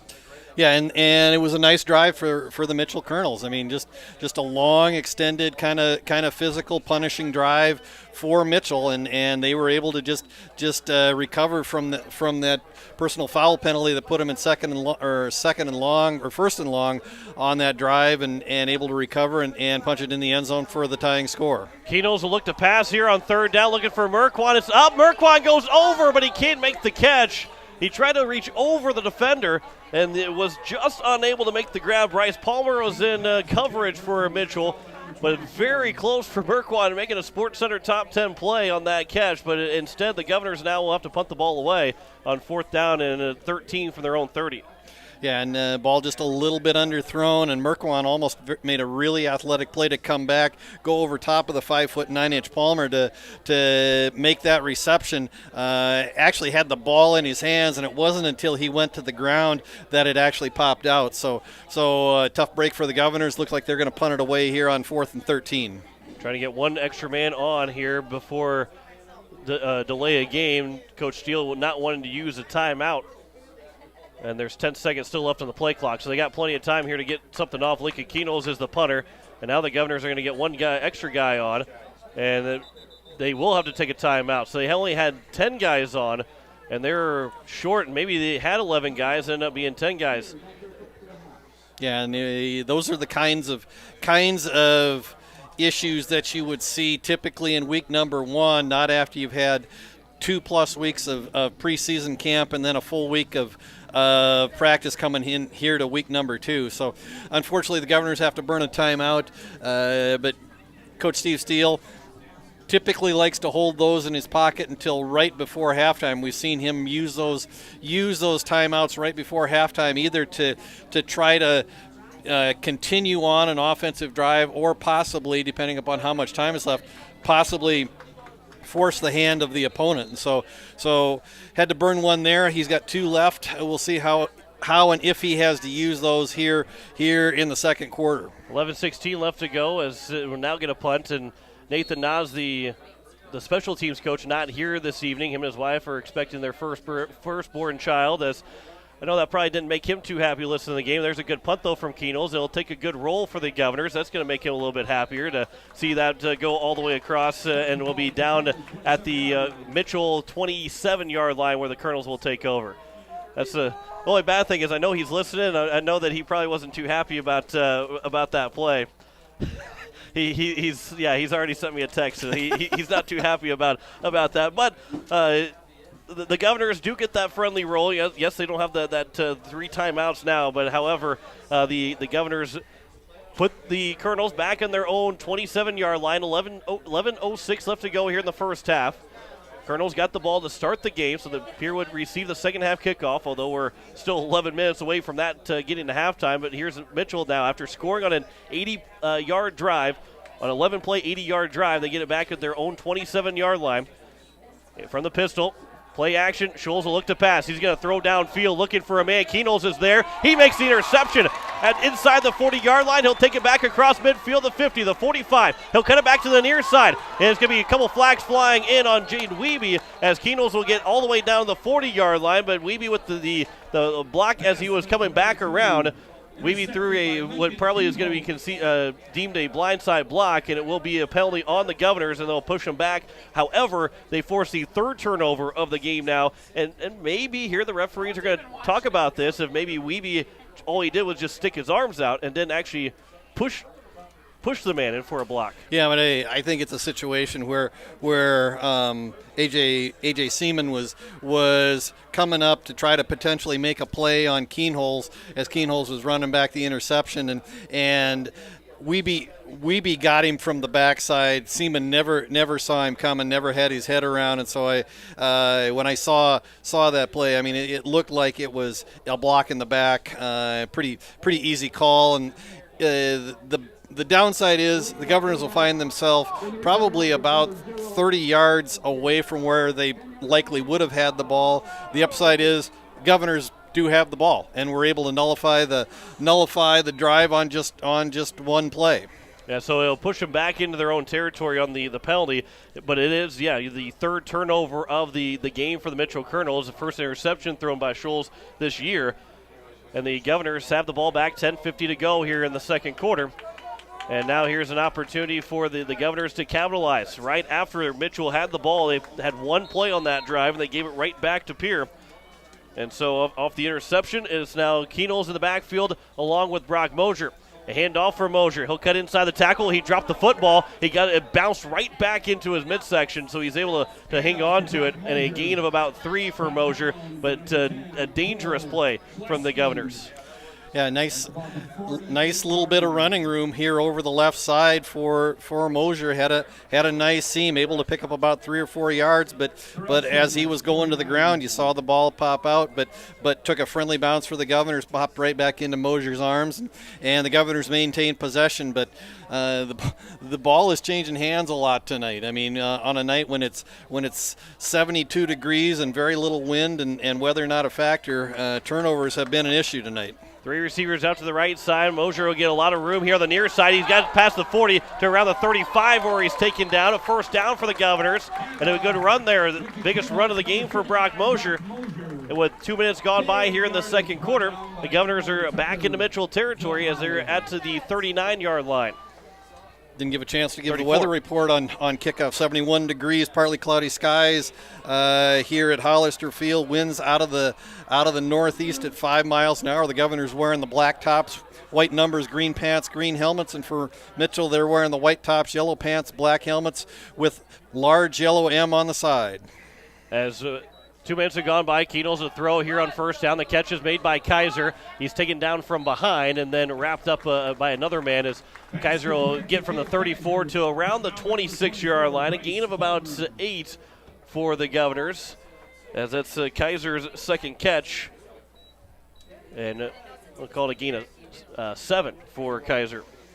Again, just that bubble screen out to the far side. Kaiser just sits down at about 2 yards, and he's out in that bunch formation out on the far side. Has a couple of blockers in front of him, able to find his way for a gain of 8. 2nd and 3 for the 27. Here's Keenels a throw. Kaiser wide open in the middle of the field. He's going to try and go to the far side. He's out to the 10, to the 5, diving for the pylon. Did he get in? He is in for a touchdown. A 27-yard throw and run from Cade Kaiser, from Lincoln Keenels to Cade Kaiser. And the Pierre Governors are up 13-7 here with 9:15 to go in the first half. Yeah, and Kaiser coming just across the middle on a deep crossing route, kind of at about 15, 18 yards downfield. Keenholz hits him in stride, and then it's just a race to the pylon. Kaiser wins it. Referee signal touchdown. The Governors go up 13-7 pending the extra point. Here's Cole Peterson on for that extra point. 9:15 to go here in the first half. The kick is up, and that one is straight through and getting close to the scoreboard as he kicked that one so hard all the way through. 14-7 lead now for the Pierre Governors after a 27-yard throw to Cade Kaiser. We step aside for 30 seconds. You're listening to Pierre Governor football here on KCCR and on YouTube at KCCR Sports. Most of us already know that Gales Gas of Pierre is the place to call for propane. They offer an automatic fill plan so you never have to worry about running out of propane. They accept debit and credit payments or a budget payment plan to spread out the cost throughout the year so you never have surprises when you get your bill. For delivery, convenience, and great customer service, call Gales Gas at 224-5518. That's Gales Gas at 224-5518. So it's a 14-7 lead now here for the Pierre Governors with 9:15 to go here in the first half. John Wickler alongside Greg Dean as the Governors will have Cole Peterson kicking off. He's got so far on the 2 kicks, he's put him through the back of the end zone for touchbacks. And here, once again, Peterson will kick it deep. That's going to be a shorter kick. It's going to take a couple of hops, roll towards the end zone, and it will be grabbed here by the Colonels. Out on the far side, out to the 25, the 30, out to the 40-yard line where he's finally wrapped up. And here for Cole Peterson, the biggest thing is if you can get that ball in the end zone, that really limits the opportunity for the Colonels. They got to like what they see if they get an opportunity to return it. There was just about a 40-yard return all the way to the 39. Yeah, Bryce Palmer on the return for the Colonels. Kind of a squib kick, ended up on the back line of the Colonel return team, and Palmer able to pick it up and get ahead of steam, able to get off to the far side, and a nice return all the way out to the Colonel 39-yard line. That's where they'll start this drive. From the pistol, handoff for Grosstedier, trying to go up the middle. He is hit and dropped immediately to around the 42-yard line, a gain of 3. As Grosstedier, so far through 10 runs, 37 yards on 10 carries, so averaging 3.7 yards per carry. Not bad, but I think for Grosstedier, he's probably hoping to have a couple more yards per attempt at this point in the game. Last week he was 13 rushes for 70 yards, so a little over about 5.5 a carry last week against Spearfish. Now he's down to about 3.5 a carry, but a lot of game ahead of us yet. Scholes will hand off for Grosstedier. He'll go up the middle again. He's out to around the 49-yard line where that first down marker's at. They'll see where they spot the ball. And the one side judge here looks like he's going to be at the 49. The other is going to have him back just a bit. And the chain gang was already moving, and they are going to give him a first down, so a gain of 7 for Grosstedier and a first down, and it's 1st and 10 from now the Colonel 49-yard line with 8:15 to go here in the first half. 14-7 lead for the Governors. Man goes in motion, high snap. Scholes able to pull it down and hand off in the backfield for Grosstedier again. He gets past the 45-yard line of the 44, a gain of about 7 for Josh Grosstedier. Jace Larson for the Colonels coming back in motion towards the line. Actually acts as sort of a crackback block, and that's where they sent Grosstedier out over around that left end and able to pick up about 6 on the play and turn second and about 3, maybe a short 4, long 3. So it'll be 2nd and 3 from the 44. 7:30 to go here in the first half. A handoff again, this one for Vilhauer. He'll cut it back on the right side towards the near side hash. He'll pick up a first down inside the 40 to the 37-yard line. That one's a gain of 7. And another first down here for the Mitchell Colonels. Yeah, Vilhauer wasn't a big part of the running game last week. 8 rushes for 47 yards in the victory over Spearfish, but again, a nice compliment to Grosstedier. And last week, Scholes had 14 carries for 128 yards. We haven't seen him run a whole lot out of the backfield yet for the Colonels. And that one will be a encroachment on the Governors. Number 67 of the offense. 5-yard penalty. He said offense, but it was defense. Hayden Epstein was the one that is called for the encroachment, so it is 1st and 5 now for Mitchell. Also, Vilhauer, if that name sounds familiar, it's the quarterback from last year. Tucker Vilhauer was the quarterback last year and now is the backup running back and not the quarterback anymore. We've seen the arm of Scholes, and he has a pretty good arm, and that could have been a quarterback battle in fall camp that Scholes is able to win from Vilhauer. Here's Vilhauer with the handoff. He's pushed backwards, and Scholes was trying to push him back forward, although the forward progress was stopped at the 31-yard line, so maybe a gain of 1 to make it now 2nd and 4 from the 31-yard line. So even though he got pushed back about 5 yards, he did pick up a yard to the 31. Deacon Huska on the tackle in the middle of the line for the Governors, and a nice job standing Vilhauer up and making sure that he was not going to gain any positive yards on that play, and so the Colonels now find themselves in 2nd and manageable, 2nd and 4 right now. 6:07 to go here in the first half. The man who goes in motion, Grosstedier will get the handoff as he's back in the game. He'll power his way inside the 30-yard line to about the 27, where they need that first down marker, and it looks like maybe they'll have enough for another first down, or we might have ourselves another measurement, be the second measurement of the game if they call for it.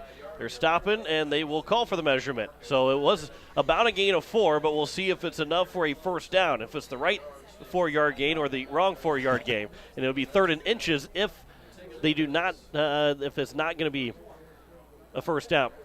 5:59 left to go here in the first half. 14-7 on the all-around graphics scoreboard.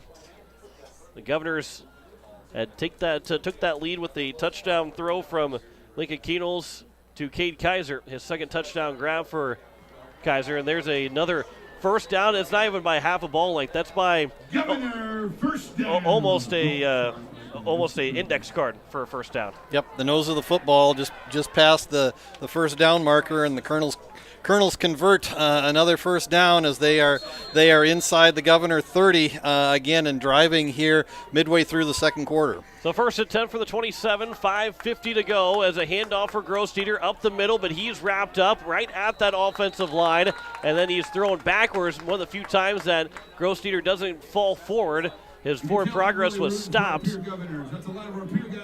at around the 27-yard line. No gain. They're actually going to call a loss of 1 for Grossteter, so the first time that he has actually lost yards on a handoff.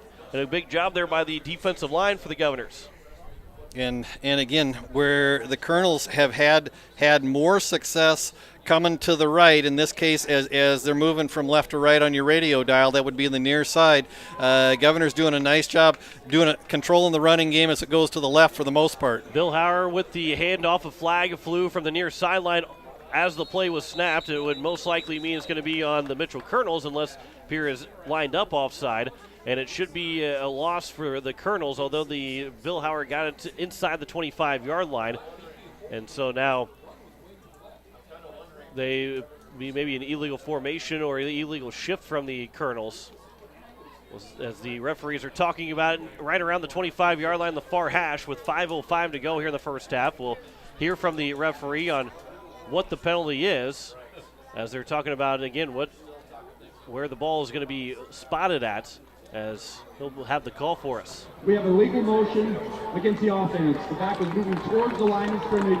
5-yard penalty, second down.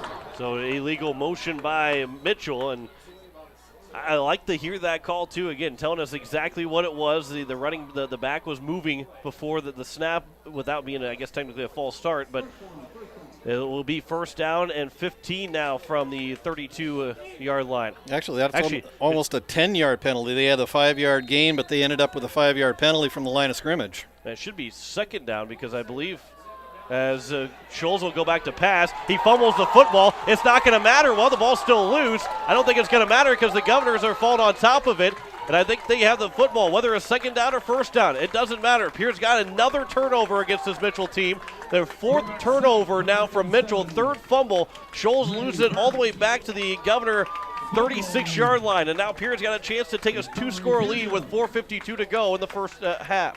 Yeah, Dre Burnt coming from his near side end position did a nice job of not only coming on the blitz, but making sure that he came in under control and he didn't overrun the play, didn't allow Scholes to try to fake him out. Came in under control, had Scholes wrapped up, and when he had him wrapped up, stripped the ball. Governors fall on it. Governors have the ball with 4:52 on their own 36-yard line. We'll see if they can make something out of this before halftime. They do have 2 timeouts left to go here in the first half. Mosier's in the backfield with Lincoln Keenels. 3 receivers here to the near side. Keenels will look to his left, will look to pass, he'll throw the sideline. Kaiser's got the grab, he's at the 40 to the 45 where he cuts it back and will pick up about 14 yards. And a big gain there for Cade Kaiser. And the Governors have first down to the 49-yard line. Called a gain of 13 for Kaiser.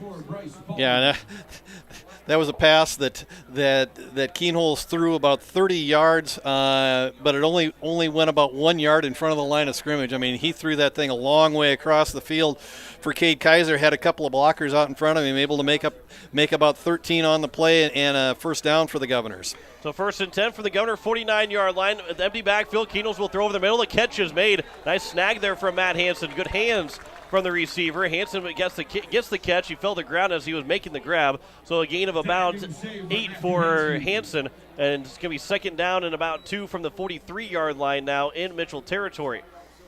Yeah, and kind of a non-traditional catch from Hansen. I mean, he actually backhanded that catch because the ball was out in front of him just a little bit, but made a nice athletic grab, and the Governors second and short now with 4 minutes to go before halftime. Empty backfield again here for Keenels. The throw is a low throw. The catch is going to be made by Mosier. He was losing his balance, but he's able to turn enough to fall forward to pick up another couple of extra yards as Mosier makes the grab to the 37-yard line, a gain of 6 for Brock Mosier. Yeah, just kind of an out route on the far side, and Mosier did lose his balance as he was making the catch, went to the ground, but not before he was beyond the sticks. Governor's got another first down. They're moving the ball well here right before halftime. 3:35 to go, 14-7 lead for Pierre. Kenols will look to pass. That option was not there, so he'll take off. He'll avoid a horse collar tackle. Then he's driven back, and it'll be second down here for the Governors, but Kenols is able to get to about the 35-yard line, a gain of 3 for the Governors. Yeah, and Colonels avoided a big penalty there because Jake Helleloyd had an opportunity to get Keenholz as Keenholz got to the corner and started to turn up field, and Helleloyd at the very last second pulled his arm back away from the back of Keenholz's jersey. Otherwise, that would have been a horse collar tackle and would have been a 15-yard penalty. But as it was, Keenholz able to get to the edge, picked up 3. The Governors 2nd and 7 from the Colonel 35. With 2:53 to go, 2:50 to go and counting. Empty backfield here for Keenholz. 3 receivers to the right side. And now we will have a timeout called by Coach Steve Steele. The second of the half. 2:46 to go. 14-7 lead with 2:56 left. It'll be 2nd and 7 from the 35 when we come back after this minute break. You're listening to Pierre Governor Football here on KCCR and on YouTube at KCCR Sports. No one likes to have electrical problems, but when they happen, call Todd's Electric at 223-2518. With over 28 years of experience, Todd's Electric can handle any type of electrical problem, whether it's residential, commercial, or agricultural. Their knowledgeable staff knows and understands the importance of your home, business, or ag facility and are prepared to help. Call Todd's Electric at 223-2518. That's 223-2518. Todd's Electric, serving the Pierre and Fort Pierre areas. The line to power. The Clubhouse Hotel and Suites has Midwestern charm and unprecedented attention to detail that provides the perfect getaway. The Clubhouse Hotel and Suites provides a complimentary deluxe continental breakfast featuring hot waffles, biscuits, and gravy. They also have an indoor children's water playland, whirlpool and fitness center, and a beautiful backyard patio with seasonal fire pits. Everyone deserves a night away. Call 605-494-2582 to make your reservation today. The Clubhouse Hotel and Suites. Experience luxury in the heart of South Dakota.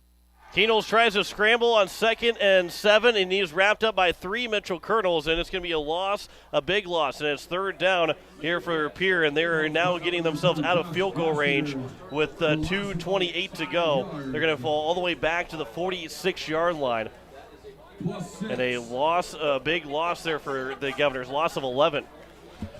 Cole Shelsky and Josh Grostadier in on the sack for the Colonels, and the Governors had been 2nd and medium. Now they get pushed back to 3rd and 18. We'll see what Coach Steve Steele has dialed up in the playbook with just over 2 minutes to go before halftime. 7th play of the drive. Keenholz look to pass. He's going over the middle, looking all the way downfield to the far sideline. The catch is made, and there's a touchdown for the Governors.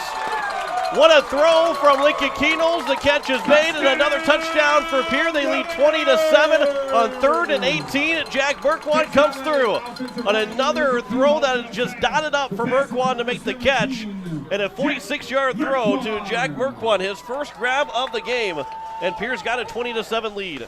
Yeah, just a go route right down the far sideline, and kind of a 50-50 ball that Merkwan went up and got right over the top of Jace Larson, the 6', 180-pound senior defensive back, and give credit to Merkwan on that one. He went up and just made the play. He wanted it more, went up and got it at its peak, and then came down, got into the end zone, and the Governors have a 2-score lead right before halftime. A 7-play drive. Mitchell took a timeout there. That's their first timeout they've used with 1:53 left to go. They have 2 timeouts left, and it's going to be imperative for them to get that 2-minute hurry-up offense going because they don't want to go down 2 scores and not get the ball to start the second half. They like to keep that maybe a 1-score game by the end of this first half, but it will be an extra point upcoming here for Cole Peterson. But a 7-play drive, a 46-yard throw and catch from Keenholz to Merkwan, and the 4th different receiver to make a grab for Pierre, and a 3rd different man to make a grab and score for the Governors. And how efficient is Jack Merkwan? 3 catches on the year, 3 touchdowns. He's Aaron Booth's efficiency might be out the door. He's got more yards than Booth does in those 3 catches for 3 touchdowns. Aaron Booth-esque is how we will describe it. Here's Cole Peterson for the extra point. That kick is up, and it is good. A 21-7 lead with 1:53 to go here in the first half. Back in 30 seconds. You're listening to Pierre Governor Football here on KCCR and on YouTube at KCCR Sports. People helping people. Have you ever wondered what the benefits are of becoming a Owyhee Federal Credit Union member?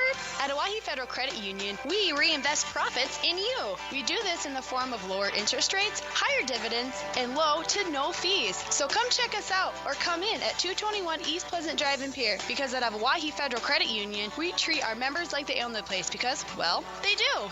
Owyhee Federal Credit Union. 21-7, a 7-play drive for the Pierre Governors. A 46-yard throw and catch from Lincoln Kindles to Jack Merkwan, and the Governors now lead it by 14 with only 1:53 to go here in the first half.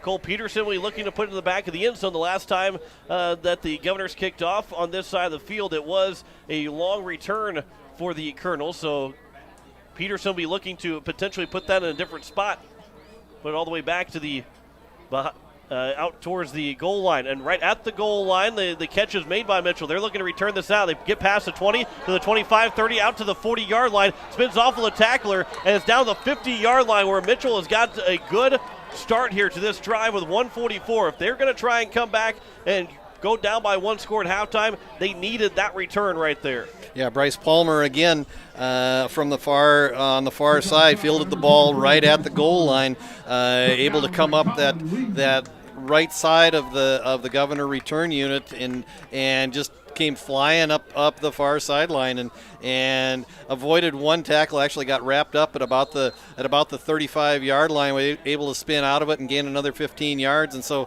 Colonel's in business at midfield with 1:44 here to go in the second quarter. So they've turned the ball over 4 times, though, the Colonels. The one time they didn't turn it over, they scored a touchdown. Here's a end-around play, and it's going to go for a loss. As the first time we've seen and called the name of number 2, Jace Larson, offensively. Larson will lose, actually, it's going to be Carson Fahey, who's number 3. No, it was number 2. Okay. Yeah, Larson did have a loss of 2 yards on that first end-around run.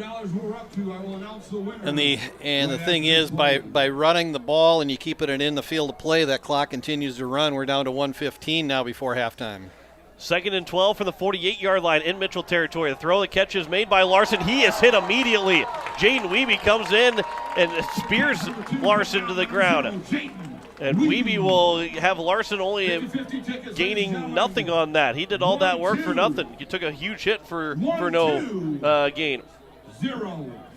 So it is now 3rd down and 12 for Mitchell. A throw across, and that is broken up by Wiebe, but a penalty flag will come in as Weeby's going to get called for pass interference, trying to time that perfectly, but maybe got a little bit on top of the receiver, and that's where we're going to get the penalty called. Yeah, and it's unfortunate for the Governors because Wiebe had the play made, but he got there just a half a step too quick, was able to knock the ball away, but like we said, he was there just a half a step quick, and unfortunately for the Governors, it's going to go from putting Mitchell in a 4th down situation to now they'll have 1st down on the Governor 38-yard line, but only 44 seconds to go before halftime. The Colonels have really not tried to go downfield at all with the passing game here in this drive. We'll see if they take a shot or two at the end zone here in the last 44 seconds. 1st and 10 from the 38, 44 seconds left to go here in the first half. A quick throw from Scholes to the near sideline. The pass is going to be dropped as coming in was Austin Foley. The intended receiver was Lucas Bennett, and as he tried to make the turn, he didn't complete the catch, and it falls incomplete. It'll be 2nd down and 10 from the 38-yard line with 38 seconds left to go. Scholes now 5 of 9 through the air with 66 yards and an interception. Shotgun formation, high snap. Scholes will look to his right or left, makes the throw. The catch is made, and then thrown back, and it will be a gain of nothing again here for the Colonels. A.J. Simpson made the catch, and Mitchell's got to take a timeout. It'll be their 2nd timeout, and it's going to be 3rd down and 10 from the 38-yard line. And the Colonels have been able to go downfield. They've taken a couple of shots downfield earlier in the game, but on this drive, they have not looked to throw the ball more than about 7 yards downfield. And on most of these plays, these are just kind of dump passes, either to the side or just across the middle. And so 26 seconds to go before halftime, 3rd down and 10 now for the Colonels. You got to figure that if they're going to try to convert anything and get something positive out of this drive after starting at midfield with 1:44 to go before halftime, they've got to look downfield. They realistically have 2, maybe 3 shots. If they are able to pick up a first down right here, they maybe got enough time to run 3 plays possibly. And Scholes has a good arm. We've seen the arm from Scholes. He looks like he's got a solid arm to make those throws, but he's only got 66 yards on 6 completions so far, 6 of 10 for 66 yards. 3rd and 10 out of the timeout from the 38-yard line in Governor territory. 26 seconds left to go in the first half. Scholes another quick throw. That one's going to be dropped, and it will now be 4th down. So maybe they're trying to pick up a quick couple of yards and then maybe go for it on 4th down with maybe no time, hardly any time left to go. However, there's now 21 seconds left to go, and it's 4th and 10 from the 38-yard line. I kept thinking that maybe they were going to try to catch the Governors after a number of these short passes. Maybe they were going to try to go downfield. We have not seen that yet from the Colonels. So Scholes will look to pass and pick it up on 4th down. He avoids a sack. He's going to try and barrel his way through. He's not going to pick it up. He gets inside the 35-yard line to around the 34, a gain of about 4 yards, and a turnover on downs from the Colonels. Called a gain of just 3, and it's 1st and 10 for the 35 here for Pierre with 14 seconds to go and 1 timeout remaining. Governor offense, big play, quick strike kind of offense. I mean, a lot of other teams would probably just take a knee and go into the ends and go into the locker room up 21-7, but that's typically not Coach Steve Steele's style. So would not surprise me with a timeout in his pocket if he doesn't try to get the ball downfield, maybe get it in Cole Peterson field goal range here. Keno's will look to pass here on 1st down from the 35. A throw, that catch is made by Hansen. He's out to the 1st down marker, and it's right at the 45-yard line where it should be a 1st down, and I think Steele took that final time out with 9 seconds to go. And we'll see if it's going to be a 1st down or not. A gain of 10. That's going to be just short. The ball is on the east side of the 45. Actually, they are going to mark it as a 1st down. From where the 1st down marker was on the far side of the field, it looked like it was on the other side of the yard marker, and the ball is on the east side of the yard line. So from up here, I didn't think they got the 1st down, but the referees thought differently, and as we know, officials are always right. That's right. On that 9 seconds left, whether it's 2nd and inches or 1st and 10, probably not going to make a difference in the grand scheme. However, maybe outside of potentially maybe just giving the Governors a feeling a little bit better about 1st and 10 instead of 2nd and inches, as they will come out. The last timeout that they took to the Governors, so they have no timeouts left to go in this first half, and we'll see what the Governors want to do with only 9 seconds to go, and they got to go 55 yards down the field to try and score to go up by 3 scores before halftime. And the way Cole Peterson has been kicking extra points, if they can get the ball down around the 30-yard line, they might have a shot at trying to put 3 points on the board. Keno's will throw over on the right side. The catch is made. We'll see if he stays in bounds. As Cade Kaiser, he's going to go out of bounds with 3 seconds to go. So now the Governors from the 40-yard line, a gain of about 15 for Cade Kaiser, and now they're in a spot here, or as we're going to have number 2 come out, Brecken Kruger to be an extra receiver. And there's maybe go for a Hail Mary here. So a 15-yard gain for Kaiser. And 12 of 13 now here in the half for the Governors. So with 3 seconds left to go, Hail Mary time from the 41-yard line. Keno's will take the snap. And before the snap, a timeout taken by Coach Kenton Van Overshield. I believe. No, it's a false start. They say it was on number 61, but maybe that potentially They said 61, but I don't think that was 61 out there on the field. So it will be now 1st and 15 from around the 46-yard line. So Keno still has to throw it about 50 yards downfield anyway. So here's one last heave here for the Governors. Keno's looked to pass. He's going to throw downfield looking for Kaiser, and it's going to be dropped. Interception was dropped. Kaiser didn't get over to it, and that's going to put an end to the first half. That's just the second incompletion of the game from Lincoln Keno's. He had completed 7 straight passes to that point, actually 8 straight passes to that point before that last one ends up falling incomplete. 12 of 14 for Keno's for 176 yards in the first half and 3 touchdown passes, and the Governors lead 21-7 here at the break. We step aside for 3 minutes, come back with halftime stats. You're listening to Pierre Governor Football here on KCCR and on YouTube at KCCR Sports. First United Methodist Church would like to take this time to wish the Pierre Governors great success in this sports season. Athletic competition builds skills, leadership, teamwork, and provides lifelong lessons in character development. I'm Pastor Greg, and I invite you to join us for meaningful worship, personal growth, and compassionate fellowship. For a list of worship times and upcoming events, visit our website, pierrefirstumc.org, or our Facebook page, Pierre First United Methodist Church. When you want the best prices and best selection, go to Wagner Auto in Pierre. The certified sales staff at Wagner Auto will provide you service after the sale and how to get easy financing. Check out their website, wagnerauto.com, or stop in. They have the best prices and won't be undersold. Wagner Auto has the region's largest selection with over 280 new and quality pre-owned vehicles. GM certified pre-owned vehicles give you peace of mind with their 12-month or 12,000-mile bumper-to-bumper warranty and 5-year or 100,000-mile powertrain warranty. Log on to wagnerauto.com or stop by Wagner Auto in Pierre, South Dakota's oldest auto dealer since 1907.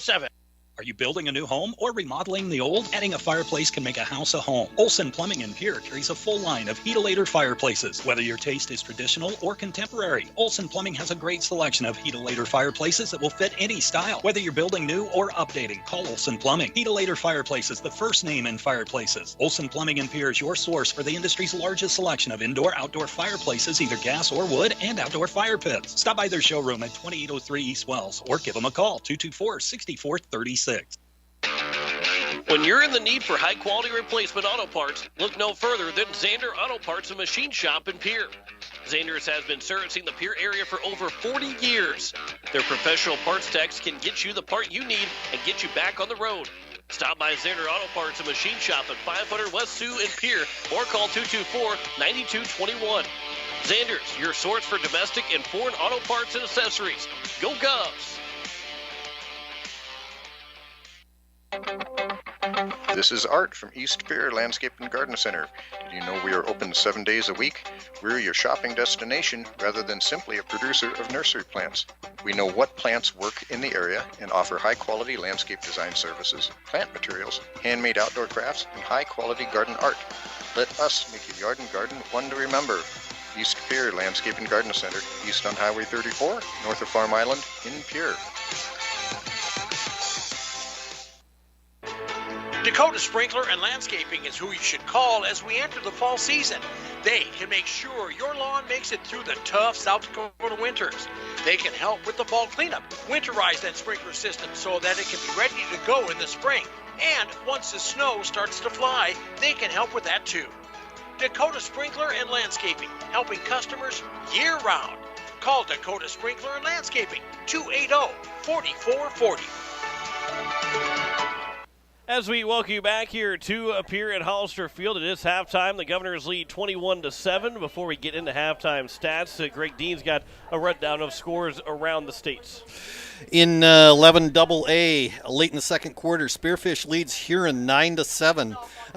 Early in the second quarter, Brookings leads Douglas 35-0. T area all over Sturgis late in the second quarter, 44-0. And up in Aberdeen leads Yankton 14-7. A couple other scores from area teams. Lyman leads Sully Buttes 14-0 at halftime. Potter County leads Warner 12-7 at halftime. Harriet Selby leads Timberlake 24-16. That is late in the second half. And a final from earlier today, Bonham 21, Stanley County 18. As we play here 21-7 at halftime, the Pierre Governors only outgaining the Mitchell Colonels 194 to 184, just a 10-yard difference in offense. However, the stark differences in teams that are looking to run the ball and looking to pass the ball.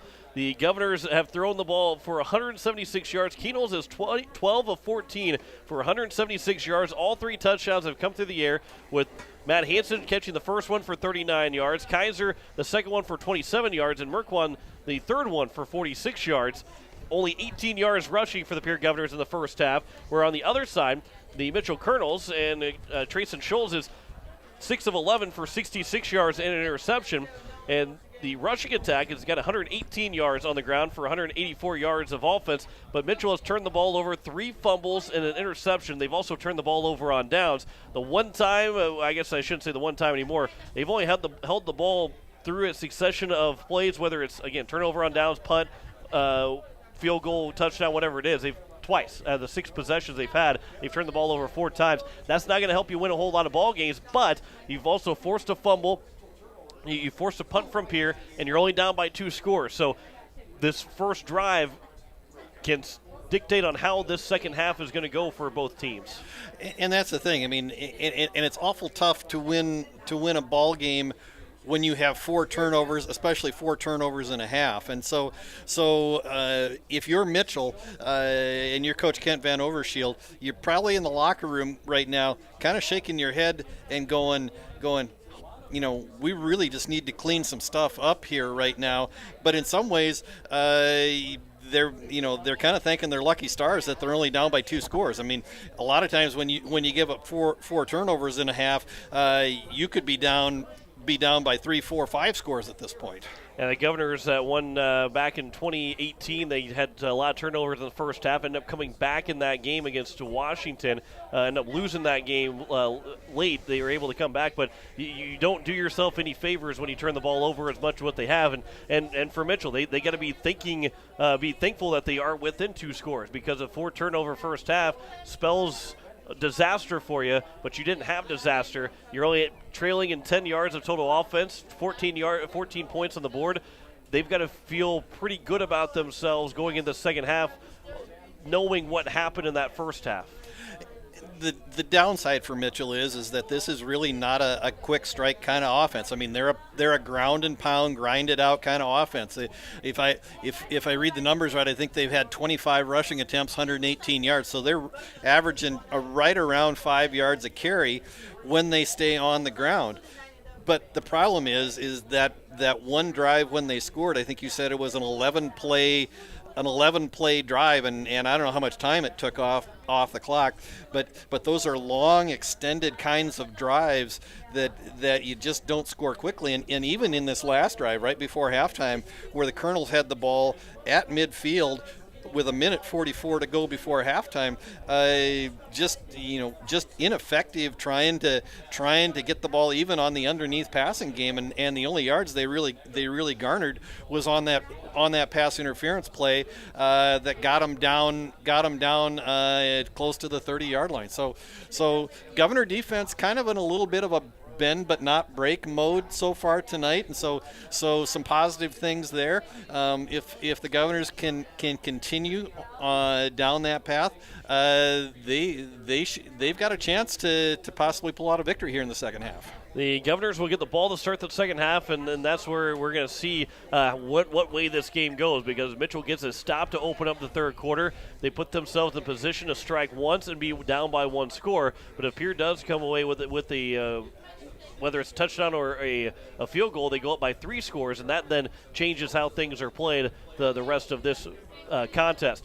Governors leading 21-7 here at halftime. We will step aside for 3 minutes, come back with more of the halftime report. You're listening to Pierre Governor Football on KCCR and on YouTube at KCCR Sports. Insurance. We all need it to protect our homes, health, businesses, and belongings. But having adequate coverage is just the beginning. You also need the support of professionals who stand by your side to protect what's important to you. Fisher Rounds & Associates combines the coverage you want with the commitment you need. Fisher Rounds & Associates, at your service, at your side, with offices in Pierre, Mitchell, Watertown, Sioux Falls, and Rapid City. BankWest Insurance has the expertise and resources to deliver personalized service and customized solutions. As an independent agency, we shop dozens of companies to get you the best coverage at the best price. As your trusted choice for insurance coverage, we promise to go the extra mile so you can rest assured your loved ones and your assets are protected. Contact your local agent to put BankWest Insurance to work for you. Not a deposit, not FDIC insured, not insured by any federal agency, not guaranteed by any bank, may go down in value, equal opportunity provider. All Pro Towing and Repair offers 24/7 light, medium, and heavy towing, jump starts, lockouts, roadside assistance, and recovery. The All Pro Towing and Repair team of professionals offers prompt, courteous, and top-notch services to Central South Dakota. If you find yourself in need of a tow, jump, or lockout, contact All Pro Towing and Repair, 605-669-2075.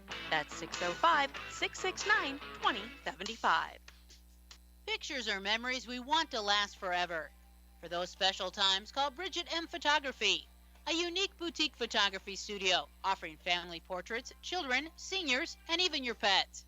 They're available for weddings, commercial events, and sports photography. Stop in and visit their studio in Pierre or look over their website at bridgetmphoto.com. Pictures and memories that will last forever. From Bridget M. Photography in Pierre. Building a home. It's the biggest investment most of us make in a lifetime. Not to mention it's a decision that, well, you pretty much live with day and night. The quality of the workmanship stares back at you like a reflection. It also affects the value of your investment. Choosing the right contractor is critical. Kruger Contracting is that contractor. Call 222-2523. Quality workmanship and materials completed on time. Kruger Contracting. In a word, quality. Call 222-2523. Sioux Nation in Fort Pierre is a proud supporter of area athletes and their fans. Sioux Nation of Fort Pierre knows it takes hard work to achieve success in sports and the support of great people. That's why Sioux Nation of Fort Pierre is the place for all of your feed, seed, animal health, and grilling needs. They work hard for the community and are thankful for the support of their great customers. Visit Sioux Nation in Fort Pierre, 504 Deadwood Street. Sioux Nation supports area athletes. As we welcome you back here to Hollister Field, 21-7 here at halftime between the Pierre Governors and the Mitchell Colonels. Couple of additional quick score updates. Both of South Dakota's Division I college football teams open up their seasons tonight down at Lawrence, Kansas. The University of South Dakota and Kansas are locked in a scoreless battle midway through the second quarter, 0-0 and out in Fort Collins. SDSU and Colorado State are in a lightning delay, and it looks like they will potentially they were slated for an 8 o'clock kickoff, and it looks like they're going to be probably looking at an 8:40 start time right now, according to the latest tweet coming out of SDSU football. So if you have an interest in that game, looks like they're about at least 20 minutes away from kickoff. You can certainly stay with us here at KCCR and continue on through the end of the Pierre Mitchell game, and then switch over to SDSU after that, and you'll still catch the bulk and the majority of that game. Governors are out gaining Mitchell Colonels 194-184, both through the air and on the ground, as the Governors have a 2-touchdown lead, 21-7 here at halftime. And going in the second half here, Greg, this first possession is going to be a big one for Pierre. They can go up by 3 scores by putting the ball in the end zone or through the uprights any way possible. And if you're the Mitchell Colonels, 3 scores in the second half, down the second half, that's not where you want to be. But getting the ball back down by 2 scores and potentially go down by 1 by the next time Pierre gets it, that's where you want to be if you're the Colonels. And again, you've hit the nail on the head. This first possession is going to be a key, and will really set the tone and the momentum for this entire second half. And we'll see if the Governors can take advantage and continue to utilize that passing game. And they've had a lot of success going down the field with that passing game, especially to Matt Hansen, Cade Kaiser, Jack Merkwan, and they've balanced that with some stuff on the underneath, especially some of those crossing routes across the middle. The one thing that we have not seen out of the Governor offense, and we talked about it while we were off air in the first half, last week 14 rushes, designed rushes for Lincoln Keenholz out of the backfield against Harrisburg.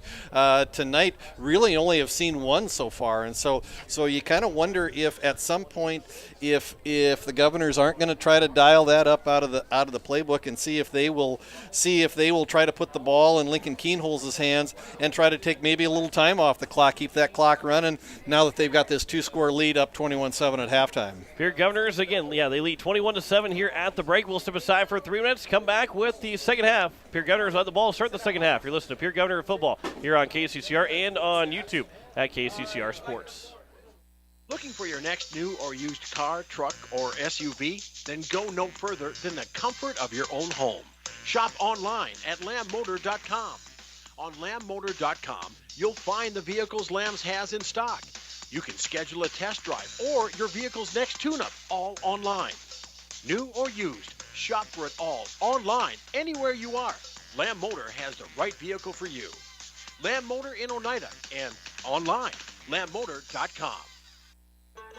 At Black Hills Federal Credit Union, our top priority is providing value to our members. Since 1941, we have helped our neighbors buy homes and vehicles, finance their farms and ranches, insure their assets, and retire comfortably. From Custer to Sioux Falls, we live and work in our communities, and we treat our members like family. Visit bhfcu.com to learn more about how you can join. BHFCU is member-owned, not-for-profit, and federally insured by NCUA. It takes hard work to reach goals. It's a truth that applies to more than just sports. It also goes for your financial goals. You work hard for your money. You deserve an investment strategy that lines up with your game plan. Your local Edward Jones financial advisor can help. If your investments aren't getting you closer to the win, visit edwardjones.com or stop by your local Pierre area Edward Jones office for a financial review. Edward Jones, making sense of investing. Member SIPC. It is time to control noxious weeds. Do you have a control plan in place? If not, contact your local weed and pest supervisor to help you set up a plan. Effort now will save you time and money in the future. This is Paul Johnson, South Dakota State University Extension Weed Science Coordinator, asking for your support to get this statewide noxious weed problem under control. As long as you have a local cooperative, you'll never farm alone. At CHS Midwest Cooperative, our team is your team, ready to help you make the decisions that are vital to your operation. From the seed, plant health, and marketing the grain, to fuel to keep you running, the feed to supplement your herds, and the financing programs to make it all possible. We're here for you. Give CHS Midwest Cooperative a call today and let us show you the value of the co-op. Local, loyal, and trusted for generations. When a disaster damages your home or business, you need immediate support from experts you can count on. ServiceMaster is there for your burst and leaking pipes, basement flooding, drying and dehumidification, roof leaks and failures, carpet and upholstery. We know your situation is unique. That's why we give every type of damage in every building the individual attention of certified experts who have the real-world experience to come up with the best solution. No type of damage is too big or too small for us to handle. We're standing by 24/7. Call ServiceMaster 844-902-2938. As we welcome you back here, we are set for the third quarter. Governors lead at 21-7. John Winkler alongside Greg Dean as we are ready for this third quarter. And the Mitchell Colonels will kick it deep to the Governors to open up this second half. As a 21-7 lead, Pierre led 7-0. Mitchell tied it back up at 7-7.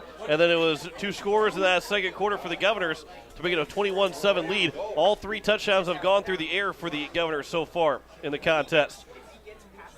As the opening kickoff here in the start of the second half, it'll be for the Colonels, or from the Colonels, and it'll be a short kick here to the near side. Takes one hop. Brock Mosier will field it inside the 20-yard line. He'll cut it out to the 25, to the middle of the field at the 30, and he's going to go down to the 35-yard line, and the Governors will have a good field position to open up the third quarter.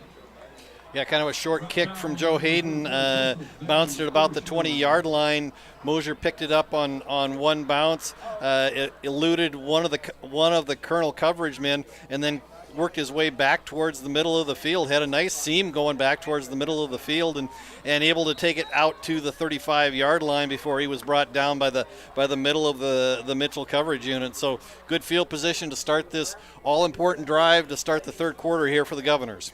1st and 10 from the 35-yard line. 3 receivers out to the right side. Mosier goes in motion out towards the right side of the line. The Keenos look to pass to his right. The throw is low, and they will the official, the back judge, will say it was incomplete. No word from any official until they finally waved it incomplete, so it's now 2nd and 10 from the 35-yard line. Just the third incompletion of the game from Lincoln Keenos. Yeah, ball intended for Cade Kaiser on kind of a hook route about 5 yards downfield, and ball just a little bit underthrown, and unfortunately for the Governors resulted in an incomplete pass, and now 2nd and 10 at their own 35-yard line. So again, empty backfield here for the Governors from their own 35. Receiver out to the right side, 3 receivers here to the near side. Mosier goes in motion to the right side of the line. Keenos will take the snap. They'll look to his right. The throw to Mosier. The catch is made. He's out towards the 40-yard line where he's wrapped up. Good open field tackle, but a gain of 5 for Mosier, and it's now 3rd down and 5 from the 40 here for the Governors. Yeah, Mosier coming back across the formation when he was in motion across to the far side of the field, and just kind of ran a banana route out in the flat out there and was able to get 5 yards, but a nice open field tackle by Joe Van Overshield, the returning all-state linebacker for the Colonels over on the far side. Spider 2 wide banana. Spider 2 wide banana. Three receivers here to the near side. 3rd and 5 from the 40-yard line. Early 3rd down here in the second half for the Pierre Governors. Keenos will clap. Did not get the snap. He kind of moved back like he was going to get the snap, but he looks over to Coach Steele on the sideline, and now we'll have a flag thrown before the snap. And we will see what the flag is. Most likely it would be against the Governors, with it being thrown right away as the snap was taken, and it should be 3rd down. Probably will be 3rd down and 10 now here for the Governors. Yeah, I think the Governors in that formation tried to see if they could draw the Colonels offside. Colonels didn't bite, so the Governors went back, looked to see if there was an audible call coming from the sidelines. There wasn't one. Then when they went back to the snap count, unfortunately one of the Governors jumped prior to the snap count, and 5-yard penalty on the Governors. Find themselves 3rd and long, 3rd and 10 on their own 35. With 10:46 to go here in the third quarter, Keenos will look to pass. He'll throw here to the near side. The catch is made by Hansen to the 40, and he'll get knocked out of bounds inside the 45-yard line where they need to get to the 1st down. So it'll be 4th down and 2, a gain of 8 from Hansen, but it will bring out the punting unit for Pierre, and that's what if you're wanting the Mitchell Colonels to get back in this contest, that's what the Colonels needed. They needed to get a 3 and out here on the Governors, not just a 3rd down stop at any point. They got a 3 and out on Pierre. Yeah, and just an out route for Hansen. Matt Hansen just able to get out of bounds, but unfortunately 2 yards short of the 1st down marker, and the Governors are going to have to punt. So Keenos will look to punt, and a flag will throw again before the snap. And Keenos was moving to his right. Now, it doesn't mean he was going to fake it and try and pick it up on the ground. However, he might have been rugby style and seen if he had a little bit of open lane to potentially try and pick it up on the ground. That's going to hurt here for the Governors if it goes against them, which most likely it would. And it will be 4th down and 7 instead of 4th and 2. And we'll see who it's on. Dead ball start, number 46 of the offense. 5-yard penalty. So for the Governors, that's going to back them up 5 yards, as it is going to be against Lucas Jones. Yes. Yeah, Lucas Jones is going to be the guilty party on that. So a high snap here on 4th and 7. Keenos will punt the ball away. Good punt there from Keenos. It'll take a nice Governor hop, roll inside the 20 to around the 12-yard line where the Governors will down it. A good flip of the field for the Pierre Governors. They don't want to go 3 and out, but that's a good punt, and that's where you like to see if you're going to have to punt the ball away, and a good job by Keenos. 50-yard punt off the leg of Lincoln Keenholz. Like you said, got a nice roll at the end of the kick. Added about 15 yards onto the end of the punt, and so Mitchell will get the ball. 10:28 to go here in the third quarter, but they start this first drive of the third quarter deep in their own end. Yeah, they're going to be from their own 13-yard line here, as Scholes will have Grossteeder in the backfield from the pistol formation. 1st and 10. A man come in motion, a high snap, and it's going to be grabbed by Grossteeder on the handoff from Scholes, and not a whole lot of yardage there from Grossteder, maybe to the 14-yard line, a gain of 1 on the carry for Grossteder. Now 57 yards on 14 carries on the night for Grossteder. Yeah, I got wrapped up by the interior of the Governor defensive line. Looked like Gary Nedved, along with number 62 Jaden Floor, in on the tackle for the Governors. 10 minutes to go here in the third quarter. 2nd and 9 from the 14-yard line. Man goes in motion. That's Van Overshield. As a handoff for Scholes. Shield will take it. He faked the handoff to Grossteder, and he's not going to have a whole lot of room to run. Maybe got to the 15-yard line where there are 3 Governors there on the tackle. Chase Sarda was the first one to get over there. And it will be 3rd down and 9 from the 14-yard line. Gavin Stotts and Alexander Pickard also in on the tackle for the Governors as they did a nice job shutting down the keeper from Scholes trying to come around the right side of the Colonel offensive line. Give him a yard to the 15. So 3rd and 8 here for Mitchell. 9:15 to go in the third quarter. A handoff for Grossteder. Cuts it inside the left tackle. He's still on his feet. He'll get out to around the 24, 23-yard line. He needed to get out to around that 23-yard line, but they're actually going to spot him right around the 20-yard line. So he'll only pick up about 5 yards. It'll be 4th down and 3, and the Governors will have a 3-and-out against the Colonels. Yeah, nice job by the far side of the Governor defense. Josh Strand and Alexander Pickard over there on the far side, and were able to bring Grossteder down about 3 yards short of the first down sticks. So now a punt here for the Colonels with 8:30 left to go, and that punt is a high punt from Mitchell.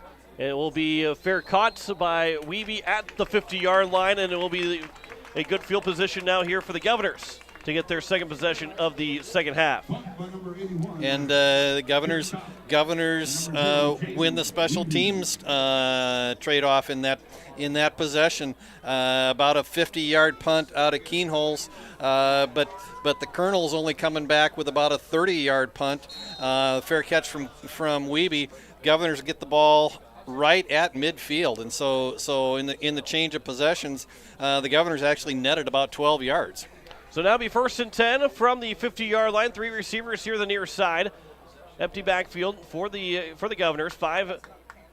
Those 5 offensive linemen are spread far out. To the throw for Matt Hansen. Catch is made. The flag comes in, and Hansen will get a couple yard gain, but that flag may be against Cade Kaiser. That will back the Governors up. If it's going to be on the 50-yard line or maybe 1 yard behind the line of scrimmage, that will put the Governors back to maybe 1st and 21 instead of 1st and 20. Yeah, this is likely either going to be a hold or a block in the back against Cade Kaiser here on the near side, and again, just kind of that bubble screen that they run. It was a hold against Kaiser, and it will be a 5-yard penalty. Good. They are going to take it back 10 yards. Thought they're going to only have and it's going to be from the 49-yard line. So they're going to drop back all the way to the 39-yard line and be 1st and 21 here for Pierre with 8:20 to go in the third quarter. The way that the officials have used those penalty flags tonight, they're going to have to wash them because they're going to have a lot of grass stains on them. Keenholz will look to pass here. He's going to throw it downfield, looking for his man. The throw is just going to be a little bit overthrown, and there is a flag, though, that is thrown, and we'll see what that flag is, if it will be against the Colonels or not. But they bunched everybody. I mean, the Colonels had nobody 5 yards back behind the line of scrimmage. They bunched all 11 guys playing real tight man coverage against Pierre. And we'll see what this flag is going to be. Yeah, this was a jailhouse blitz from Mitchell. They brought the whole house against the Governors. Yeah, it looks like it's going to be against Mitchell. Personal foul, number 56 of the defense. Late hit on the quarterback. 15-yard penalty, first down. So a 15-yard penalty that will make it a first down. Well, whether it's going to be, should be a 1st and 10 here for the Governors, but a bad penalty from Adam Fahey that gets called for it, and it's going to be 1st and 10 from the 45-yard line. They're actually going to make it first down, and it's not going to be 1st and 10. It's going to be 1st and 5 from the 45. Yeah, it's actually a 15-yard penalty, so it's a replay of first down, so it's actually just 1st and 5 instead of an automatic first down. So a handoff here for Mosier in the backfield. He'll run right up the gut. He's got enough for a first down. He picks up about 6 to 7 yards to around the 736-yard line, a gain of 8 for Brock Mosier. And a big pickup on 1st and 5 for a first down. And the Governors are probably not going to set a lot of rushing records with this team this year, but they are going to have enough of a rushing game to keep opposing defenses honest. And I think that's really what they need to do to complement this high-powered passing attack that they've got this year. Mosier gets a handoff again here on 1st and 10. He's going to be stopped right around the 38, 37-yard line. Maybe got to the 36. And a little extra pushing and shoving after the play, but nothing of any concern. A gain of 2 for Mosier.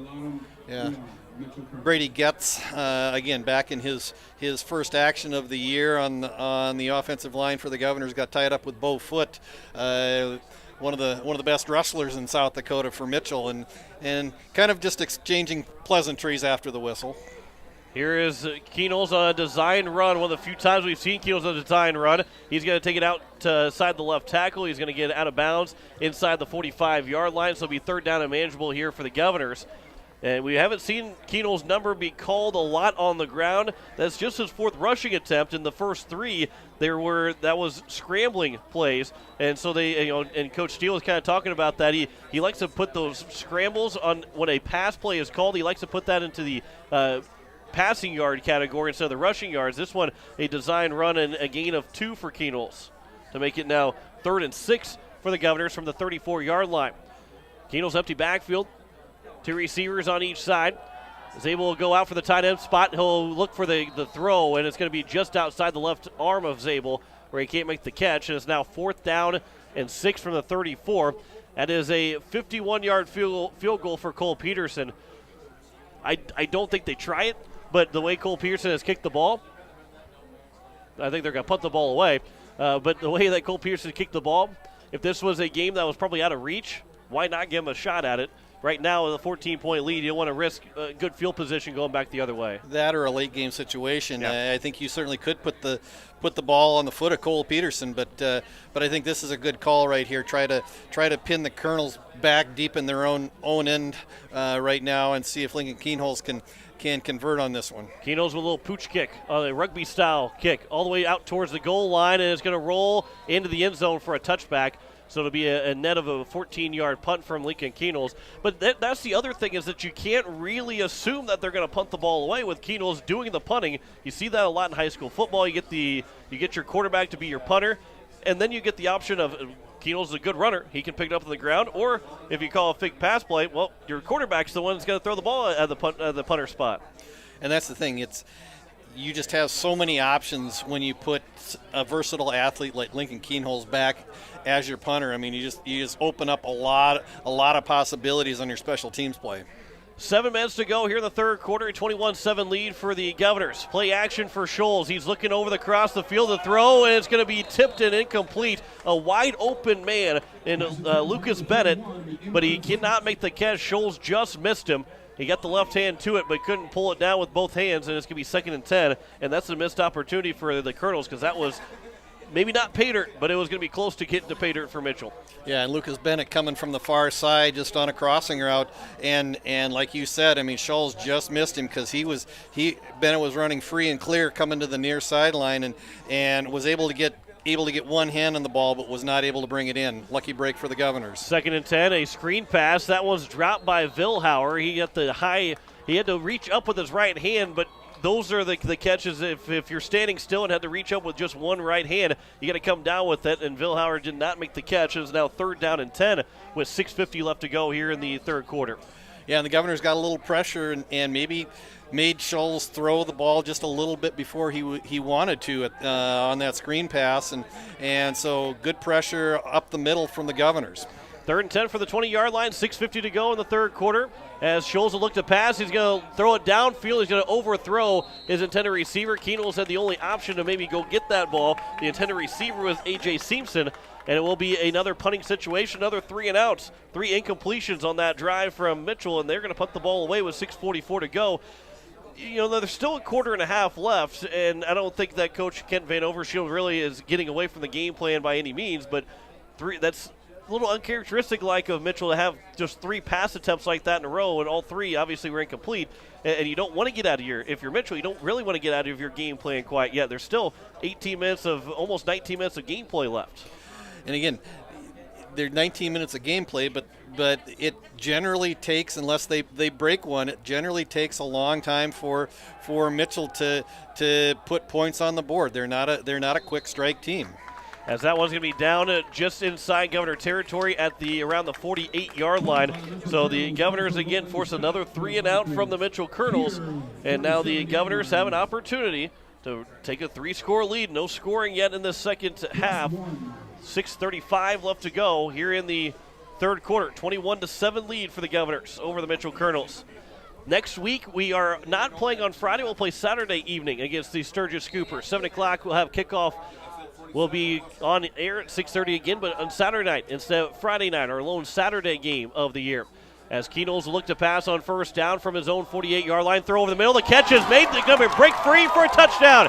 As Jack Merquan's got another catch, another touchdown. This one goes 52 yards, and Merquan stays perfect with catches to touchdown ratios, and the Governors now lead at 27-7 with 6:25 to go here in the third quarter. Yeah, and it's really one of the first times we've seen Jack Merquan come across the middle. I mean, usually he's been running those go routes down the sideline. This time just a crossing route right across the middle, and Keenholz a lot of time back in the pocket, able to just kind of sit and wait for Merquan to come open across the middle, hit him right in stride, and then it was just a foot race to the end zone, and the Governors are now up 28-7. The extra point is good from Cole Peterson. 28-7 lead for the Governors over the Mitchell Colonels with 6:25 to go here in the third quarter. Back in 30 seconds, you listen to Pierre Governor Football on KCCR and on YouTube at KCCR Sports. At Shane's Pharmacy, your health care is important, and Shane wants to be the pharmacist to take care of you. Shane's Pharmacy will make sure your prescriptions are filled in a timely manner, they will answer your questions, and they will even deliver to your home or office. Call 223-9200. Shane's Pharmacy, the pharmacy you know and trust. The number again is 223-9200. Shane's Pharmacy in Fort Pierre, proud to support high school athletics.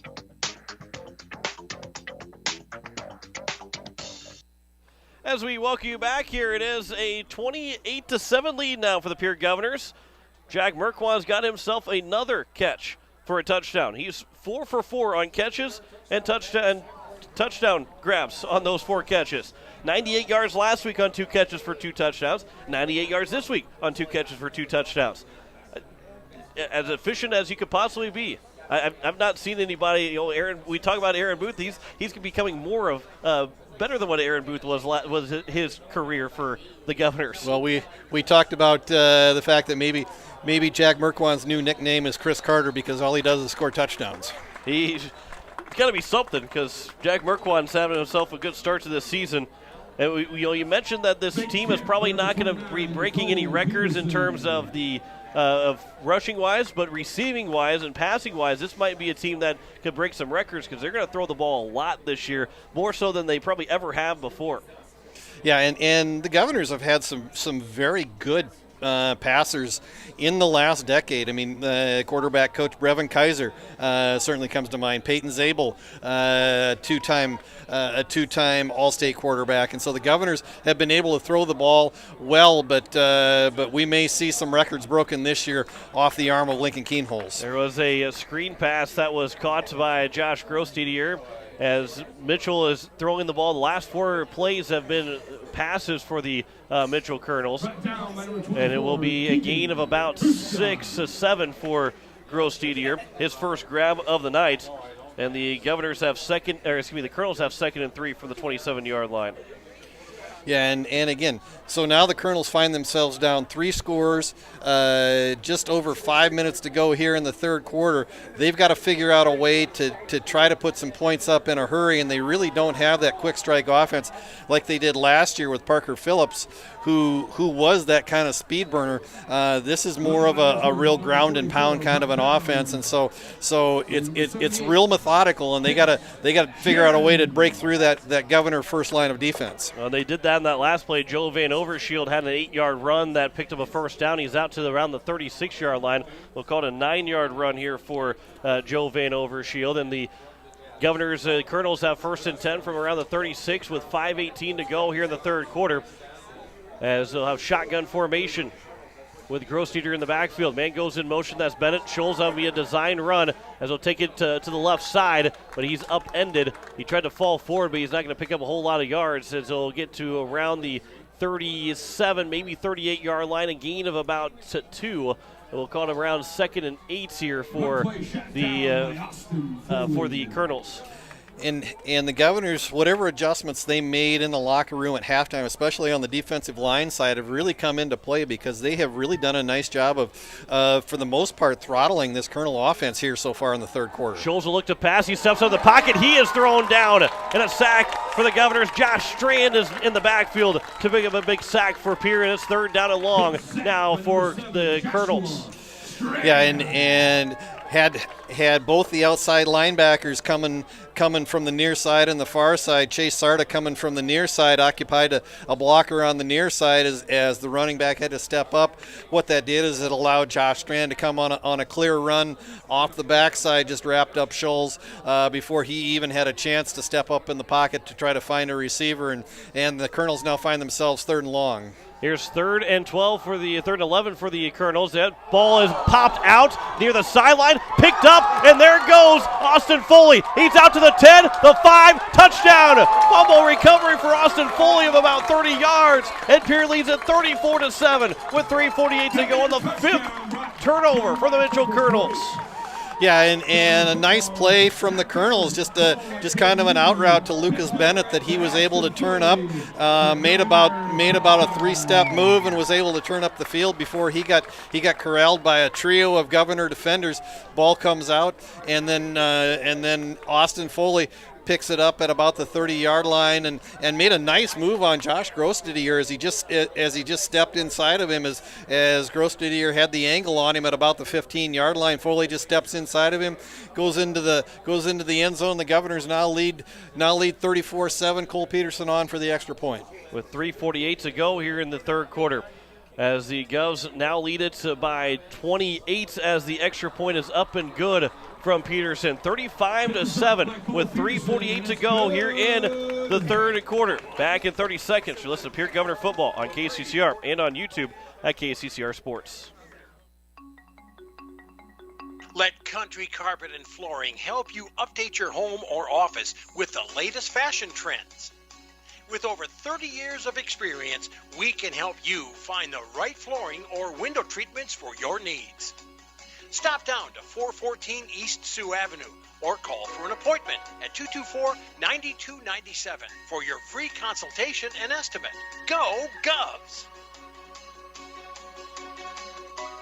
As we welcome you back here to Hollister Field, at 35-7 lead now for the Pierre Governors. John Wickler alongside Greg Dean as a fumble recovery for Austin Foley to take it to the house. And Pierre now leads it by 28, and as quickly as a 14-point lead, now all of a sudden, Greg, the Governors are a score away from starting the running clock here in the third quarter.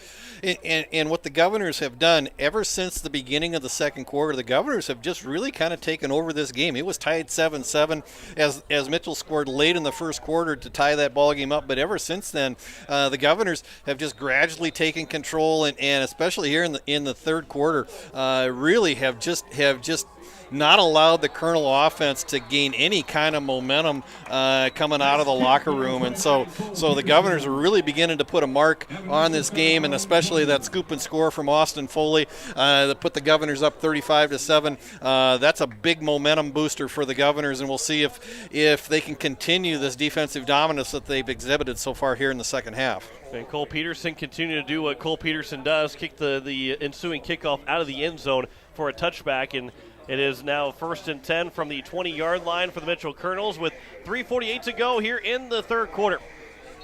And Mitchell is in danger now, down by 28 as a shotgun formation here for Mitchell. Scholes will have the handoff up the middle. It was Vilhauer, and Tucker Vilhauer will get to around the 27, 28-yard line. A gain of about 7 or 8 here for Vilhauer, and it'll be second down and manageable here for the Colonels. And again, right now the secret for the Governors is don't give up the big play. You can bend and give up chunks of yardage, but as long as that clock keeps running, the clock is on your side right now. 3:18 to go. Second down and 2. A handoff for Vilhauer outside the left tackle. He's got enough for a first down as he'll pick up past the 35-yard line. And it'll be a gain of about 7 or 8 again for Vilhauer as he gets out to the 36. Called a gain of 8.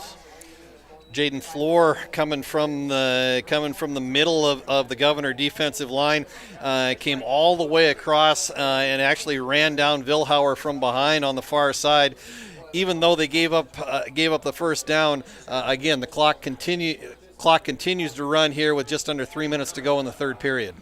2:50 to go here in the third quarter. Scholes will keep this one design run read option, and Scholes will get to around the 40-yard line, a gain of about 4 or 5, and it's second down and medium here for the Colonels. Again, staying inbounds, so the clock continues to run. We'll call it a gain of 4 to the 40.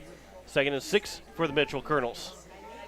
Yeah, and again, where the Colonel offensive strength is just running that football, and again, that was a read option. We've only seen that play a couple of times so far tonight. Scholes did a nice job pulling the ball and getting 5 yards, but again, that's the kind of play that you want to run when you're ahead, not when you're down by 4 scores. Handoff here for Vilhauer. He'll sidestep one tackler, and from behind he gets thrown down.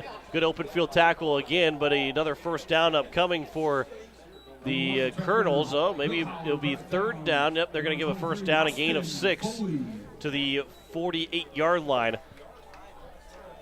Yeah, and Austin Foley made a nice tackle on that play coming from behind to drag Vilhauer down. Vilhauer made a couple of nice athletic moves, able to find a seam just off tackle on the right side and was able to break free. And if Foley doesn't make that tackle, Vilhauer's got a lot of green in front of him.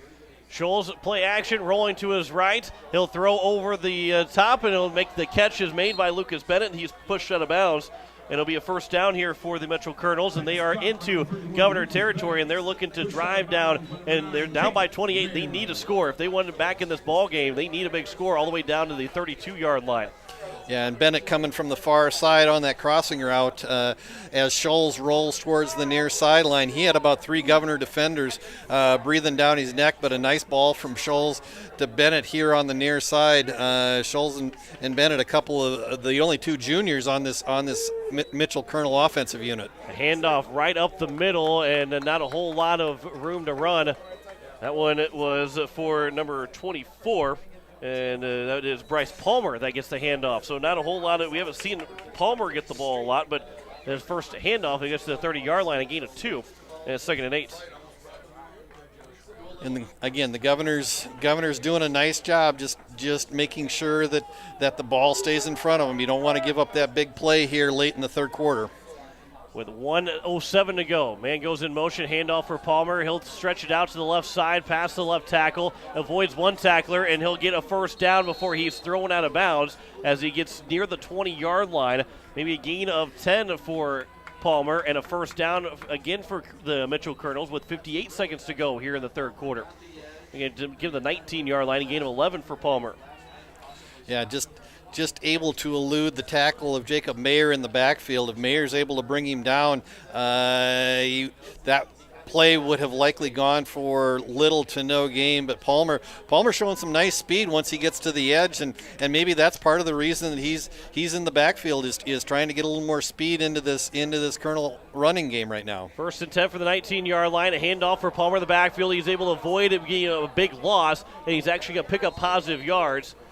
And it'll be actually Van Overshield that gets the handoff, and it'll be to the 15-yard line, so a gain of about 4 for Van Overshield. Boy, that could have been a huge loss for the Colonels, but instead they end up picking up about 4 yards to the 15. Yeah, and Van Overshield's not a real big kid. He checks in at about 5'10", 195, but he runs hard and kind of the prototypical fullback that will give you hard yards right in the middle of the formation. Potentially could be the last play of the third quarter. There's a handoff here again for Van Overshield. He'll get out past the first down marker, And now it's Bryce Palmer, that gets the handoff. I'm all over the place here. It's 44 and 24, so it's easy to confuse those numbers. A gain of 7, enough for a first down for Bryce Palmer. And now it's 1st and goal from the 8-yard line with under 10 to go. We'll see if Mitchell wants to get one extra play off here before the end of the quarter. Down to 3 seconds. And he will get a handoff. Trying to go up the middle, sneaks through to the 5, diving for the end zone, and Mitchell is in to score 35-13 at the end of the third quarter. A big run there for Palmer to make it a 35-13 game. Yeah, just Vilhauer right up the middle, and he was able to just avoid and run through a couple of Governor arm tackles, and he was not going to be denied until he got across the goal line, and so the clock shows 0-0 as we end the third quarter, but the Colonels have a sign of life here in the third quarter after they'd been stymied for about the first 10 minutes. So here's the extra point attempt, as it will be a flag before the extra point attempt, so we will probably have to do it again, but it was good from Joe Hayden. However, we'll see what the flag is before we take you to the commercial break, and it'll probably be moving the Colonels back a couple of yards to try it again, which that will make things a little bit more difficult for Joe Hayden, who didn't kick a field goal last week. Not really sure how good the leg strength is and how good of a field goal kicker he is. In South Dakota, and not just South Dakota, but just high school football in general, you don't see a whole lot of really good field goal kickers. Start, number 77 of the offense. 5-yard penalty. So August Anderson is the man that had the false start penalty against him. So back him up 5 yards. Now it's still a 25-yard field goal, basically a field goal attempt, extra point attempt for Mr. Joe Hayden. As we'll see if he can still go 2 for 2 on the extra point attempts on this drive. That kick is up, and that one is no good, wide right. So it's a 35-13 lead for the Pierre Governors at the end of the third quarter, but there is now a couple of penalty flags before we take you away. Some pushing and shoving that end of this quarter, and not what you want to see in any football game. Well, they'll have to sort out the penalties. And before we end this third quarter, we'll try and tell you what the penalties are.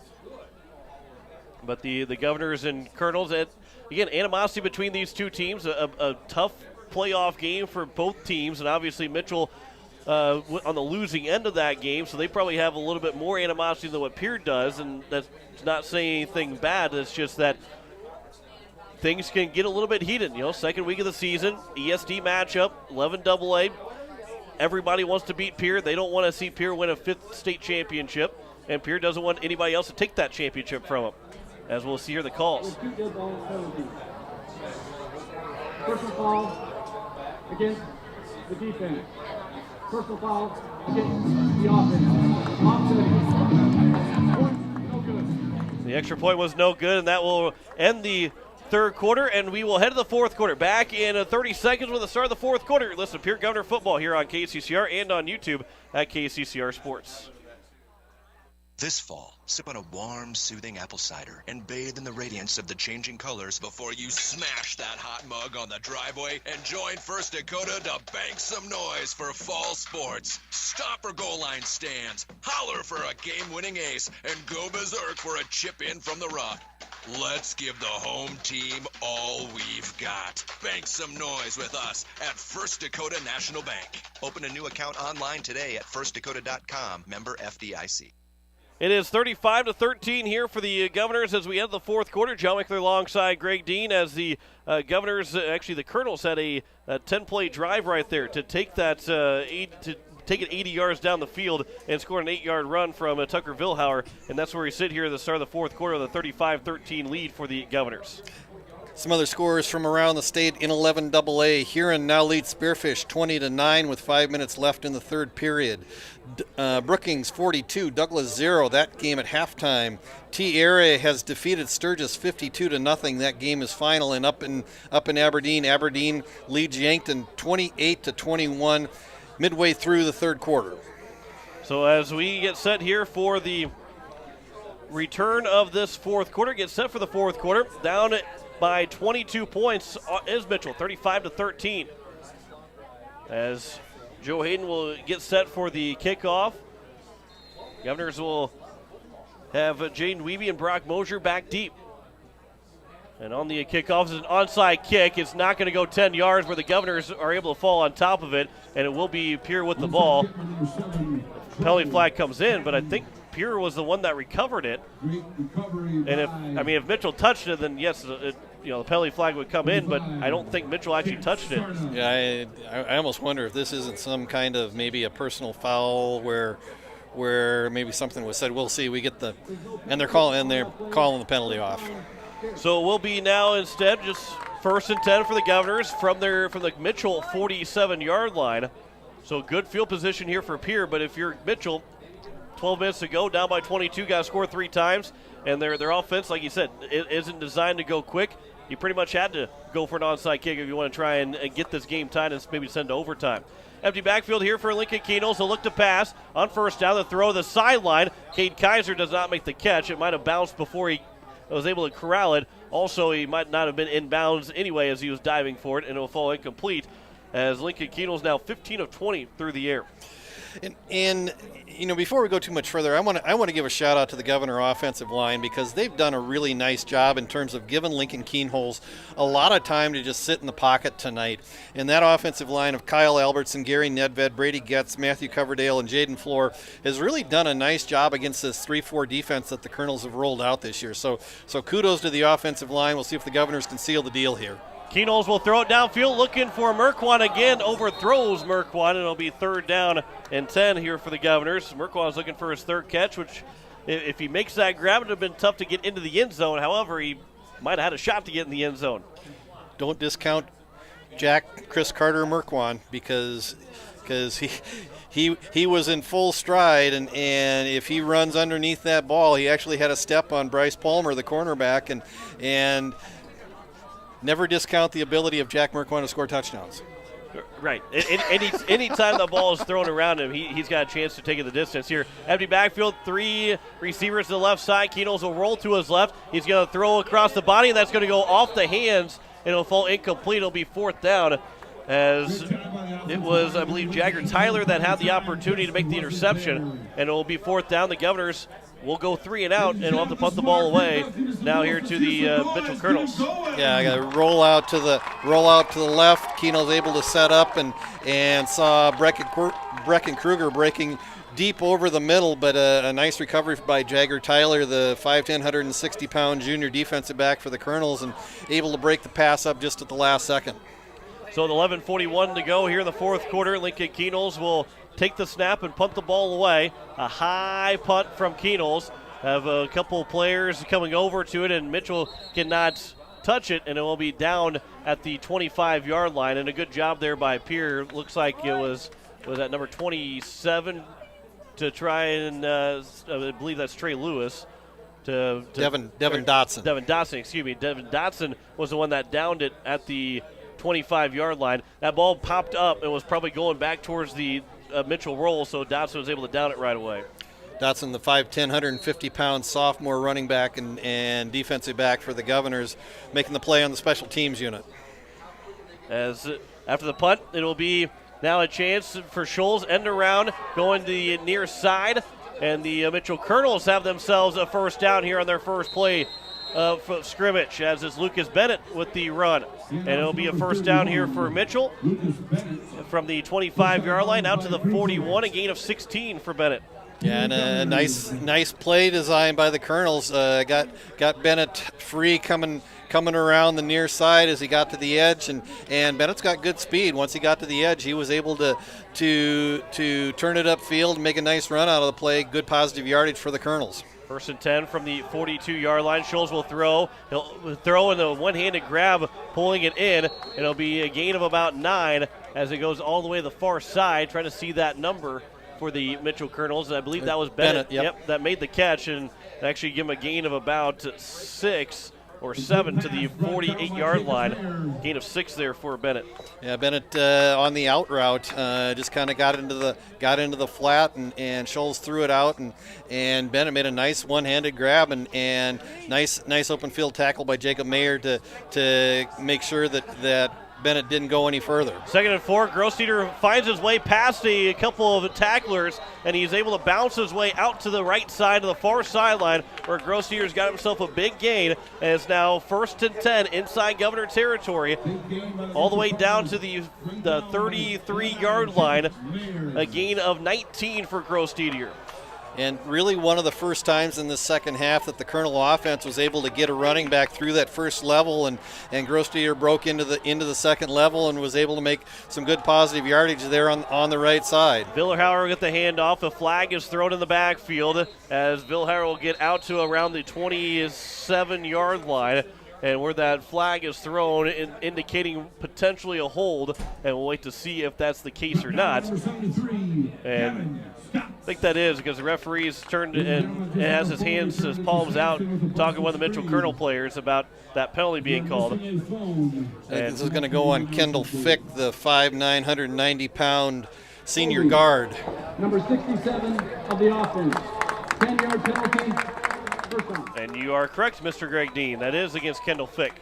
And it'll be 1st down and long here for the Mitchell Colonels. Well, when the offensive guard and the defensive linemen are by themselves and the referee throws a flag right at the offensive guard, you probably got a good idea where the penalty is going to go. You're saying there's a chance for you to get you to call that one right. That's one even I got right. 1st and 26 here from the 48-yard line. A loss of 16 on the 10-yard penalty, as it is Scholes getting dropped back and being sacked at the 45-yard line. Another loss, as that was going to be Chase Sarda that came in to get the sack, and that's going to be another loss of about 7. So it's now 2nd and 33 for the Mitchell Colonels.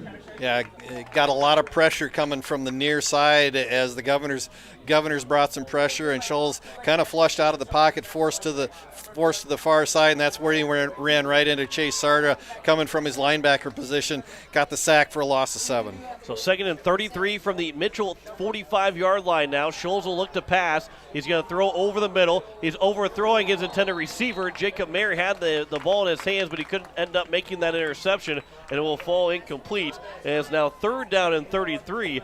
And Mitchell, who had a promising start to this drive, a big 19-yard run from Josh Grossteter, has now turned into, they almost gained nothing on this entire offensive possession if they don't pick up any yards here at 3rd and 33. Yeah, and the Governors, again, doing a nice job just in terms of bending but not breaking, and having some opportunities to make some big plays and put the Colonels in some long yardage situations here. Now 3rd and 33.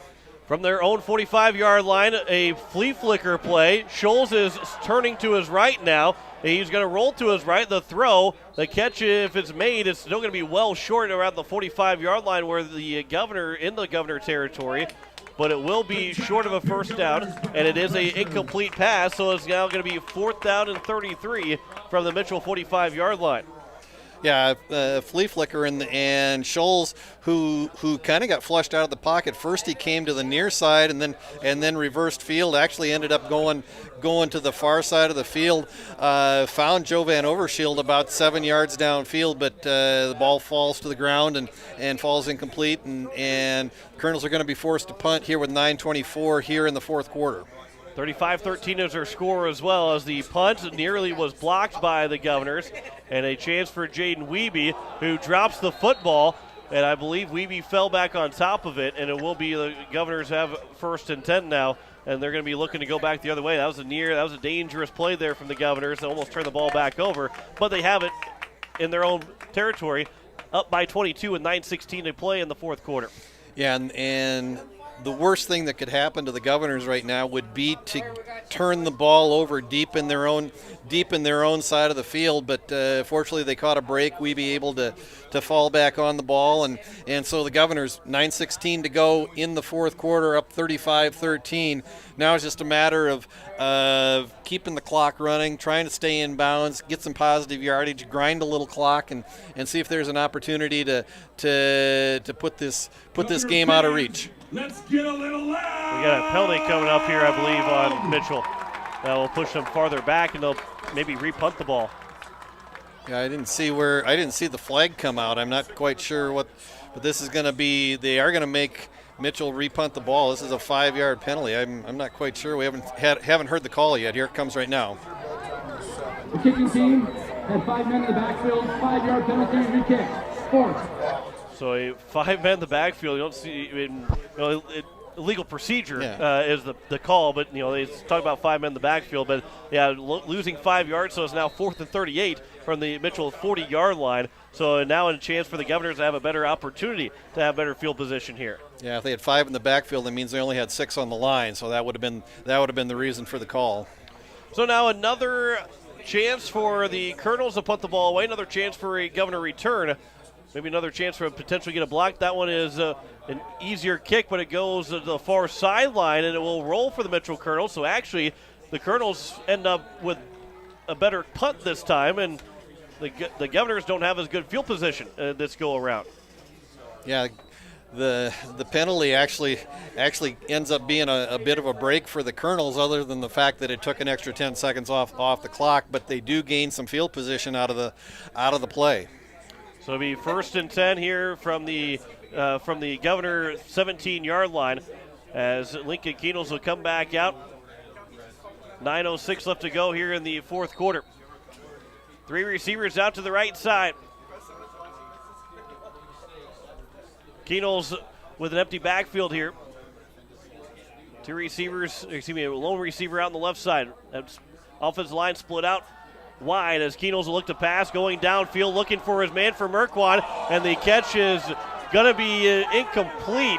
And looking for a flag was Merquan, but not going to get that defensive pass interference, so it'll be 2nd down and 10.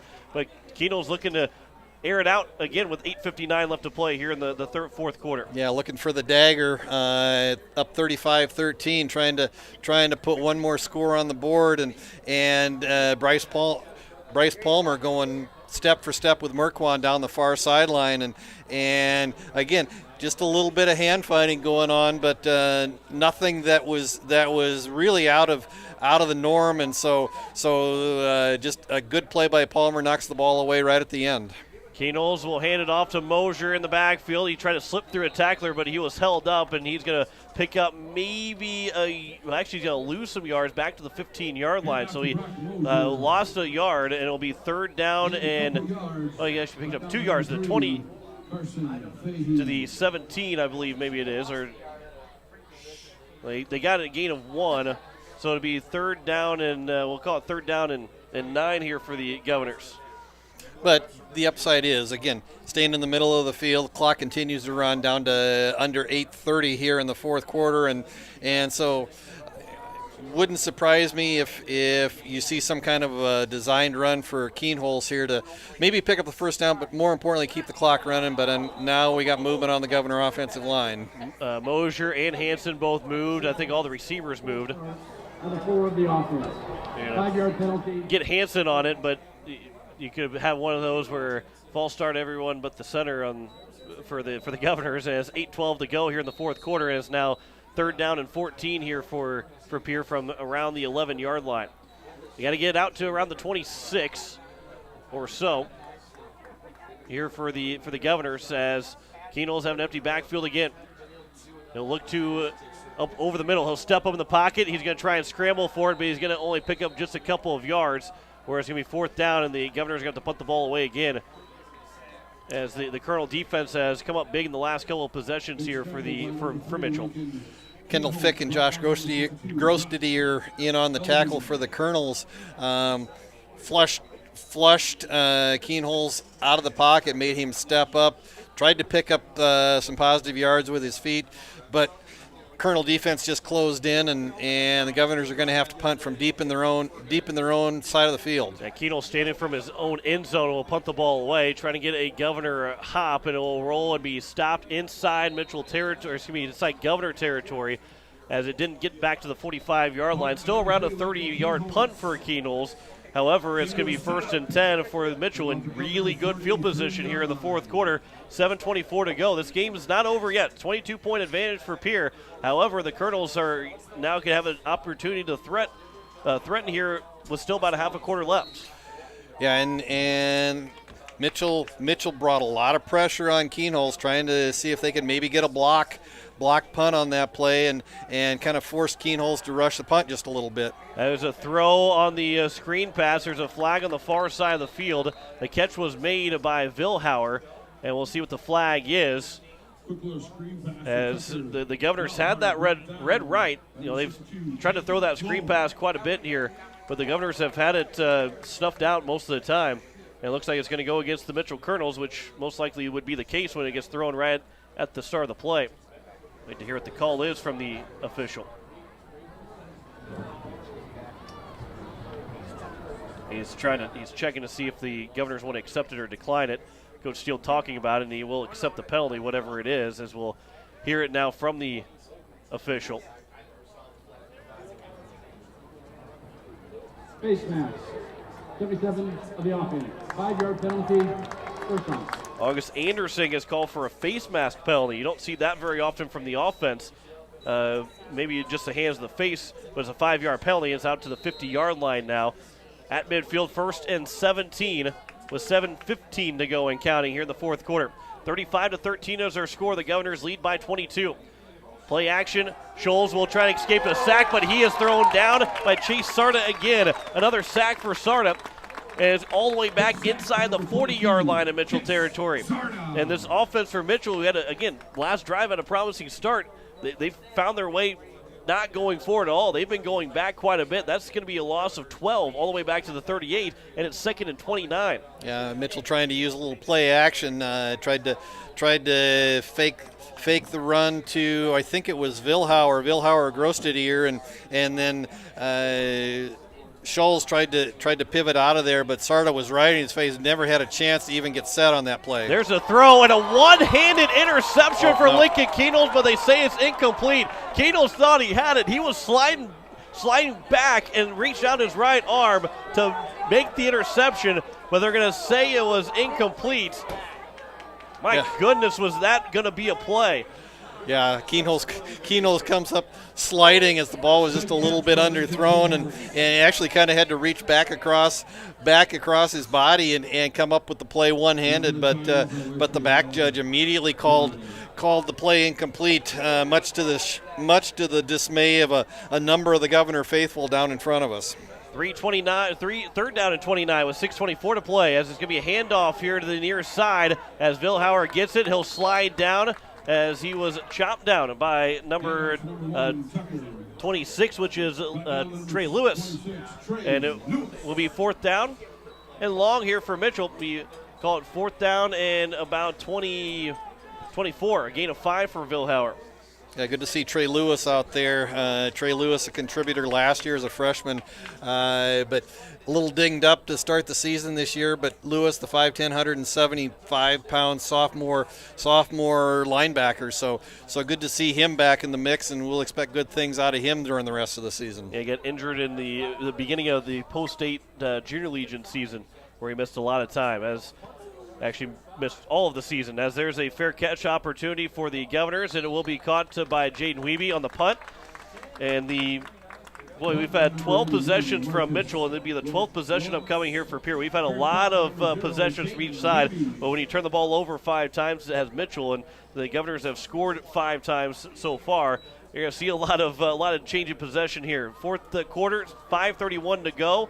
1st and 10 from the Governor 29-yard line, where they take over. Keenholz now 15 of 23. He's missed his last 4 passes, but he's still thrown for almost 250 yards and 4 touchdown passes so far. Keenholz will hand off for Mosier, as he will be thrown down around the line of scrimmage, right around the 30-yard line, a gain of 1 for Pierre.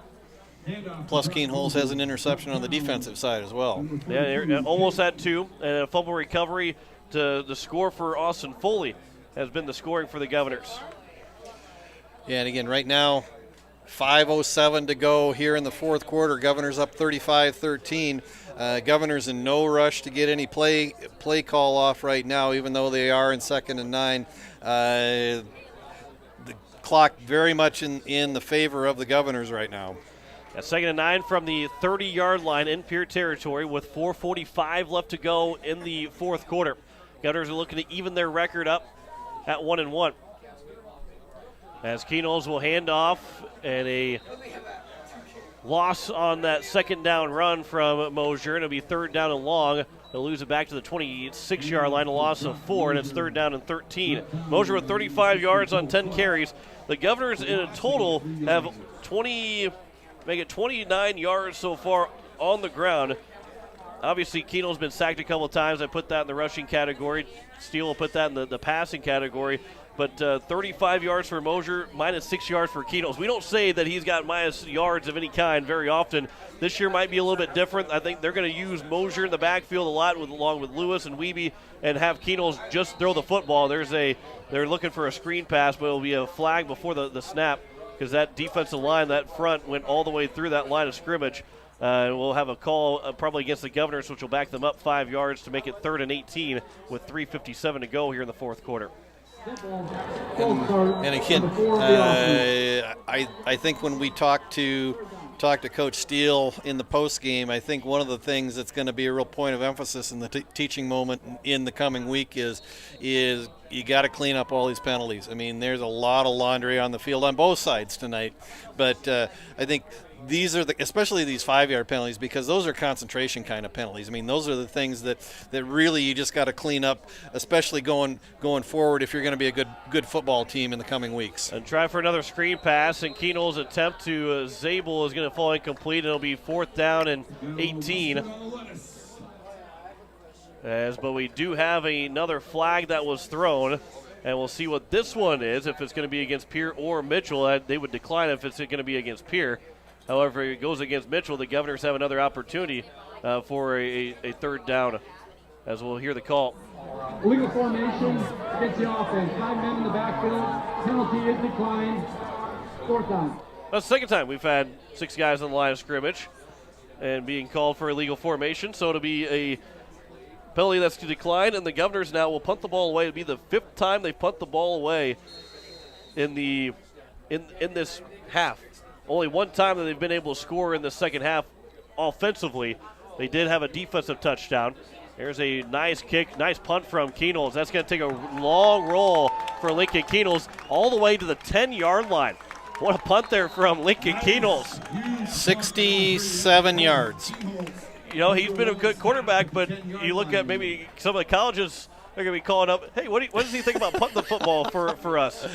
I don't think Keenholz will do that. I don't think if he's going to play college football, I don't think he's going to want to be a punter. But I think a college will take notice of that kind of a punt there from Keenholz. Yeah, those are, and again, just the versatility. I mean, the athleticism of being able to put somebody like Lincoln Keenholz back there.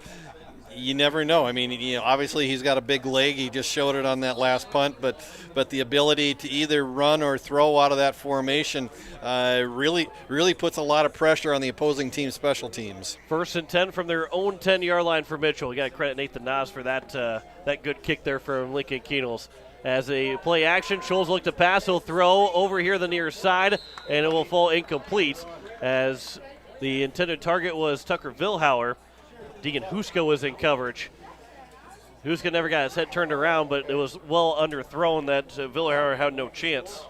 Yeah, it was a well-designed play, because it was a play-action pass where they faked to Vilhauer, and then Vilhauer just comes out on a bootleg, and Deegan Huska read the play very well and just went step for step with Vilhauer and just did a nice job in coverage on that play. There's a handoff up the middle for Grosstedier. He tried to bounce off the tackler, but he's going to be dropped at around the 18-yard line, a gain of 8 for Grosstedier, and it'll be 3rd down and about 2 here for the Colonels with 3:03 left to go. call it a gain of 7 for Gross-Didier. I think that's number 30. Is that number 35 in the backfield for Mitchell? If it is, it's Mick Daly, a sophomore running back for the Colonels. So it is Daly that gets the carry. That's be his second rush, and they'll get it up for a first down to about the 22-yard line. So that might be the end of the day from Gross-Didier, and a gain of about 5 to the 22-yard line. And it'll be first and 10 now here for the Colonels. Rest of the Colonel first team offensive unit is in. Just Daly seeing his first action of the game here in the backfield for the Colonels. He'll get the handoff as he'll be wrapped up right around the line of scrimmage or around the 23-yard line. Dre Burt over there to make the tackle, along with Alexander Pickard over in the area of the play as well. And so Governors look like they have this thing well in hand, up 35-13, just over 2 minutes to go in the game. 2nd and 9 from the 24-yard line. From the shotgun, Scholes will look to pass. He'll throw over the middle, looking up for his man. The catch is going to be made, and he's going to beat it, and he's going to go all the way down for a touchdown. A long throw for Trayson Scholes, and it'll be a touchdown for the Mitchell Colonels, and they are finding their way back. Jagger Tyler makes the catch, and it'll be a long touchdown of 76 yards for Jagger Tyler. Yeah, and just a long post route over the middle for Tyler, and Scholes finally had a little bit of time and was able to wait until Tyler broke over the middle, and the Governor defender just stumbled a little bit right before Tyler caught the ball, and when he did, just wasn't able to keep pace with Tyler, and so 76 yards later, the Colonels have a touchdown. A 76-yard catch for Tyler, and the extra point will be up, and it will be good. So it'll be 35-20 here with just over a minute 45 to go. Minute 46 left to go here in the fourth quarter. Back in 30 seconds, you'll listen to Pierre Governor Football on KCCR and on YouTube at KCCR Sports. Faith Lutheran Church prays for God's blessings to all of our athletes and their families. We're proud of the commitment and dedication that you give to your team. We would love for you to join us and celebrate the successes that God gives to us on the field, in the classroom, and throughout our lives. You can worship with us at Faith Lutheran Church on Sundays at 8:30 and 11 a.m., on Wednesday evenings at 7 p.m., or you can watch online at faithluth.com/livestream. As there's a 15-point lead for the Pierre Governors as we have 1:46 left to go. I don't want to guarantee it's an onside kick, but Mitchell has already had one onside kick, and you're down by 15 points. You're down by 2 scores, so it's not over quite yet, but you got to get this onside kick if you want to have an opportunity against the Pierre Governors. And if you're Joe Hayden, the last onside kick didn't go 10 yards. He's got to get it to the 50-yard line. They're kicking from the 40 as they move from right to left. He's got to get it to the 40-yard line before the Mitchell Colonels can touch it. And that's where the Governors have to be able to, if they have their hands unit up tight, up front, so they got to make sure that they have that opportunity. As we'll see what Joe Hayden can do on a potential onside kick with 1:46 to go, a 35-20 lead. And it will be actually kicked deep, and just one man back, and the Governors go up the middle, and they will drop down to a knee. So it'll be 1st and 10. From around the 22, 23-yard line. Brock Mosier was the man to get it, and that was the design play the whole time. If it went back to Mosier, he took a couple of steps forward, got to past the 20-yard line, and then he just dropped down, and now the Governors can run the clock out with 1:42 to go here in the fourth quarter. Yeah, and I think right now, I think the Governors can just about go into victory formation with a minute 42 to go. I think you can just about go under center, take the knee, and run this clock out from here. Assuming that nobody calls timeout, you wouldn't think anybody would call a timeout right here, though. So Kaiser is into the new quarterback, and a designed run here for Kaiser, and he will get a couple of yards forward, and it'll be 2nd down and about 7 or 6, a gain of 4 for Cade Kaiser, as he's just the third guy to run the football here in this game. They call a gain of 5 and make it 2nd and 5 to the 28-yard line.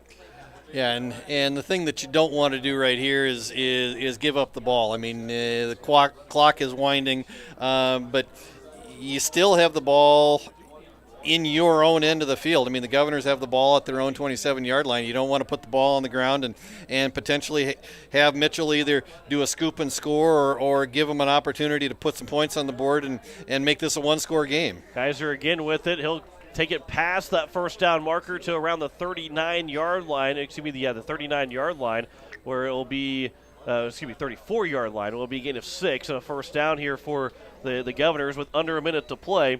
And with that first down, that really should seal the deal. With only 51 seconds left to go, they have to just have one more snap, and they can go into victory formation and finish this one out. The Governors, and DT and I were talking about this morning on KCCR in the morning show, is that under Steve Steele and under this now potentially going to a 5-year run, they're 2-3 in week 1. They're actually under 500 as Kaiser will take a knee, and that will wrap it up, that one final play, and the Governors are going to win at 35-20. But it's how they respond the next week, where the Governors have not gone to 0-2 under a Coach Steve Steele team. And the Governors always, even if they don't win that first game, they come right back and win that second one. They're now at 500 at 1-1, and that's what Coach Steele likes to always talk about. It's not how you start, it's how you finish. A lot of coaches like it, and the Governors have shown that time and time again, being at 2-3 in week 1, but they're 4-0 in state championship games in the last 4 years. Absolutely, and that's the thing is that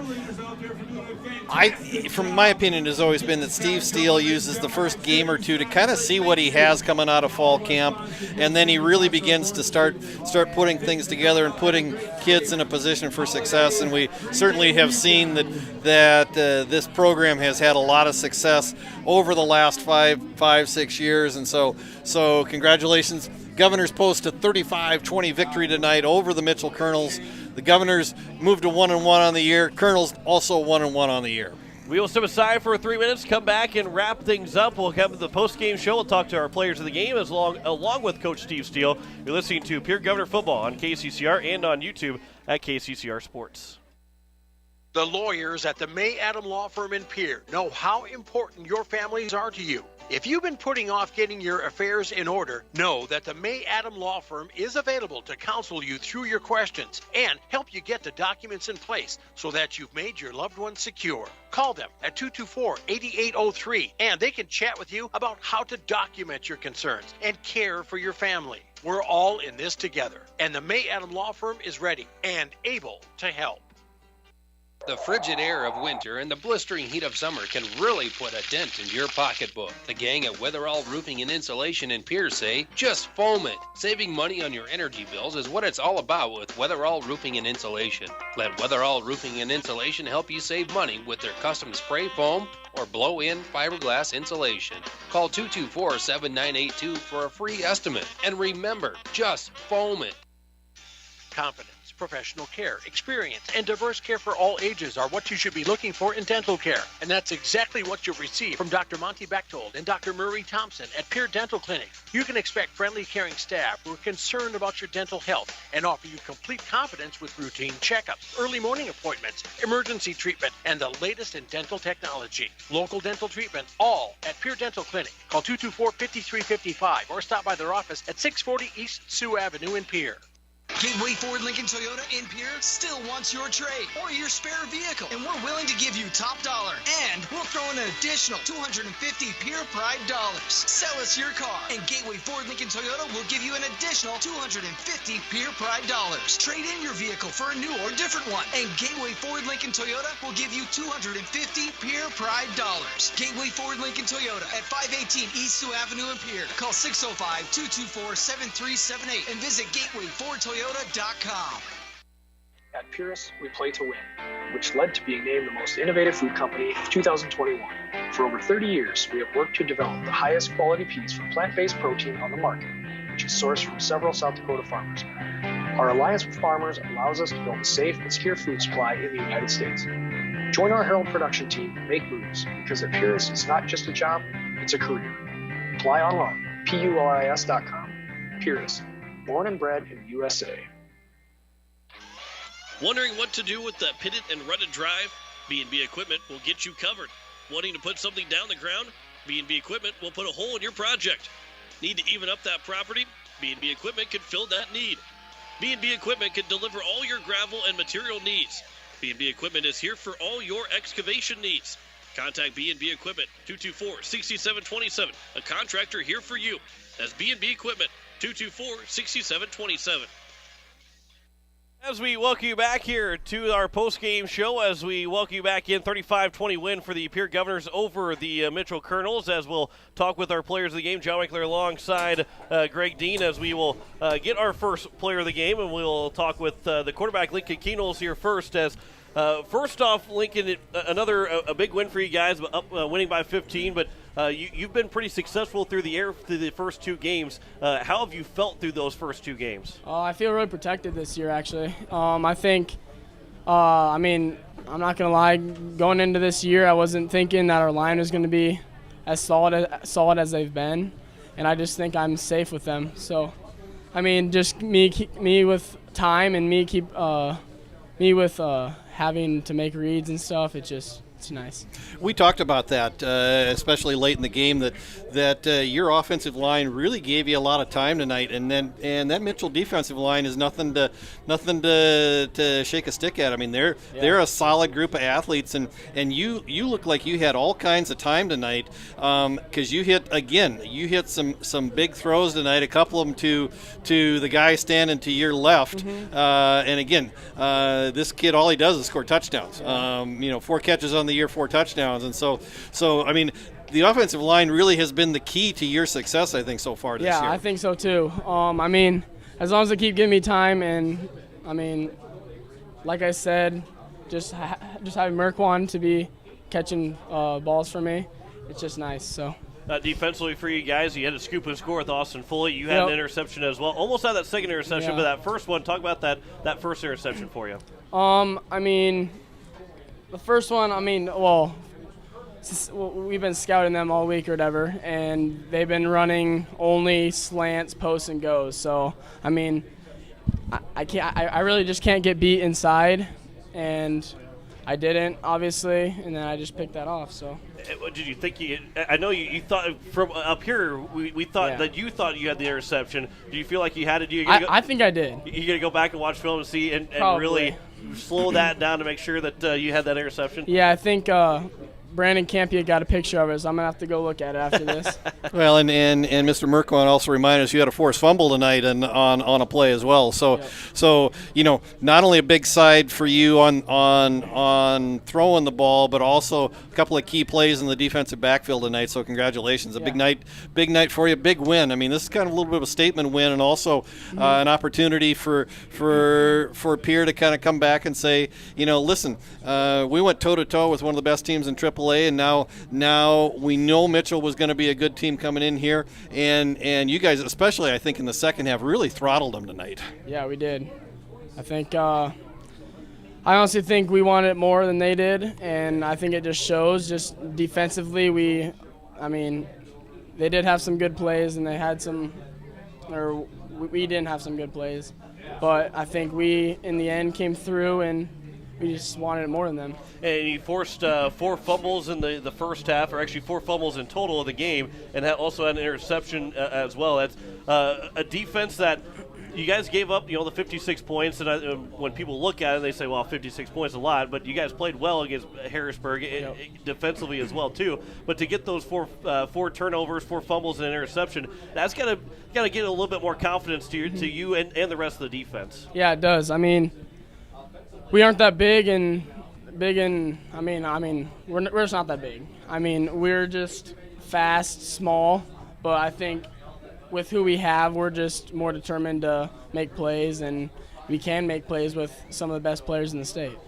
You threw for nearly 300 yards again offensively, 291 yards, or 241 yards, I should say, with 4 touchdown passes, 2 to Merkwan. We'll talk with him here in just a second. But also, the receivers that you have again this year are also you spread it out a lot. You guys are going to throw the ball a lot. You threw 24 times. You threw 30 times, over 30 times last week. Had a couple of scrambles. You got sacked a couple of times. But so the play call has been to pass the ball a lot more than running it, which you don't see a whole lot in football other than in 11 AAA. Yep. But you guys, your receiving core, you gotta like how you can pretty much look and make reads for everybody and feel comfortable to throw the ball at everybody. Yeah, I mean, we're all young. We're all basically juniors except for Matthew Hansen. He's a senior. But other than that, we're all juniors and sophomores, and we all have the ability to make plays. And I think if we get them in a good matchup, I'm gonna make that read and make that throw every single time. So you get Sturgis next Saturday. You get that Friday off in a Saturday night contest. Yep. What are you expecting from the Scoopers?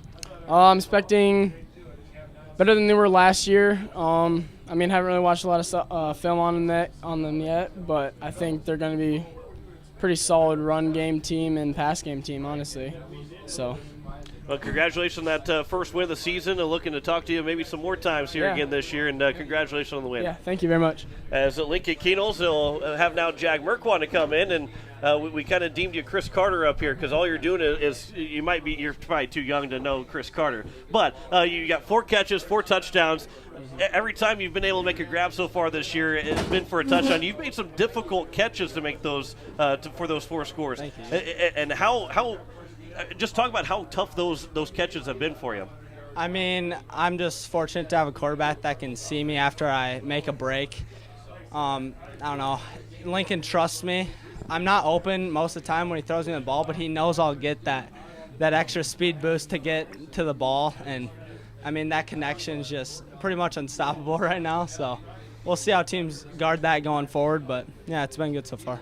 Yeah, and I think that's what we talked about because Lincoln's not afraid to throw up a 50-50 ball when you're on a go route going down the sidelines and throws it up because I think he has a lot of faith in you, and I think that speaks to not only your ability but the connection that you guys have developed over the years, and then the second touchdown was really one of the first times I think we've seen you come across the middle. I mean, so was that a different play call than what we've seen previously this year? Yeah, so I actually had a post on that one because the cornerbacks were keeping me from going outside and keeping me from a go, and Steele saw that and called a play for it, and then it worked out. I mean, yeah.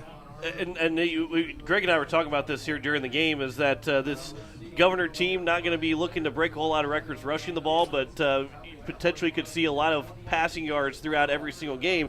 And for a lot of South Dakota high school kids, no matter where you're at, a receiver doesn't really get looked at as much as what this team will have, because most of the time as a receiver you're probably going to go in an end around to get the ball. But now every time you go out for a pass attempt or every play, you almost feel like you have a chance to go make a catch, make a play every single time, instead of being like, well, maybe 5 times a game I might be able to go out and make a catch. How much fun is that to know that you guys are going to be, that all these receivers can go out on routes and potentially make a catch in every single play? Oh, it's so fun. I mean, just Lincoln has enough time and he just makes great throws. It's really fun for us. I mean, he makes our job pretty easy. He throws it right to our hands, it seems like most of the time. So, yeah, it's really fun being in that situation. Well, how much fun is it being a receiver in this offense? I mean, you get lined up, in those bunch formations, or you're three or four wide, and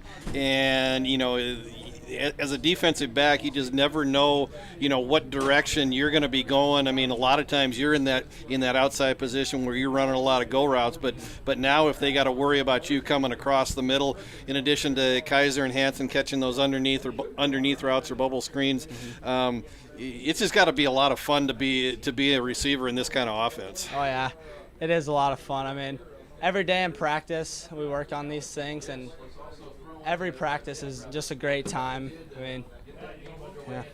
As you guys will take on the Sturgis Scoopers here coming up next Saturday, we talked with Lincoln about what the Scoopers will have, but you worry about what the defense Sturgis has. Mm-hmm. What do you expect from that defense from Sturgis? I would assume that I don't see a lot of size out of Sturgis very often. I do know a few kids from Sturgis that I think will be playing the cornerback, and they're not too big, maybe fast, but if I get a cornerback that's small and quick, I can trust Lincoln to just throw it up for me, and I can make a play that way. You guys are now 1-1 this season. The offense has now scored 55 points in 2 games, and congratulations on the first win. Enjoy a Friday night off, obviously with practice, but enjoy Friday night off. We'll see you next Saturday against Sturgis. Yep, thank you guys very much. Jack Merquan of the Pierre Governors as they win it 35-20 as Lincoln Keenels, Jack Merquan, our players of the game, and now we will be joined by the head coach of the Pierre Governors and Steve Steele as that offense again 276 yards of total offense. And maybe we'll start with this question first here, Coach, is that 276 yards of offense. Mitchell had 397 total yards of offense. Obviously a 76-yard play to close out the game. But offensively, you guys got outgained. But hey, this week you find yourself in the end zone more times than what you did against Harrisburg. Yeah, and finishing is always a crucial thing, but the biggest thing, we just got out of a rhythm in the second half. Other than that first real big touchdown play, we never were able to get anything going. And that's going to be the trouble. We've got that capability of hitting big plays at any point in time, but we're also 3 plays away from being off the field. So I thought we took a couple gambles on some deep shots that we felt we had a matchup. Their kid made up a good play, and the one might have been the only, I won't even say bad throw, but not perfect throw Lincoln had all day down the right sideline to Jack there. Some of that's probably us taking a couple chances too many on some lower percentage passes, but it's really hard not to sometimes when you have all that success throwing those in the first half too. Talk a little bit about your defense tonight. You forced 5-6 turnovers on 4 fumbles and an interception. Yeah, five turnovers, and probably a 6th one if we would have had video review on that one-handed catch of Keenholz's. But talk a little bit about your defense. Do you kind of expect coming into the year that maybe this is going to be a little bit of a ball hawking kind of a defense, or were they just playing with a little extra effort tonight? I think they definitely came out with something to prove a little bit after last week, and I think they did a great job. I think that the first half, Mitchell's got a really good offense at controlling clock. Of having those longer sustained drives. It's really hard to get them in the backfield, or to get them for a loss. And, that was one of the easiest ways, I think, to try and get them off the field was to rally tackle and then, obviously to go for that ball when the first guy goes and stands them up to get numbers to the football and go for the football. So they did a really good job of executing that game plan and ending some pretty good-sized drives with no points and turnovers.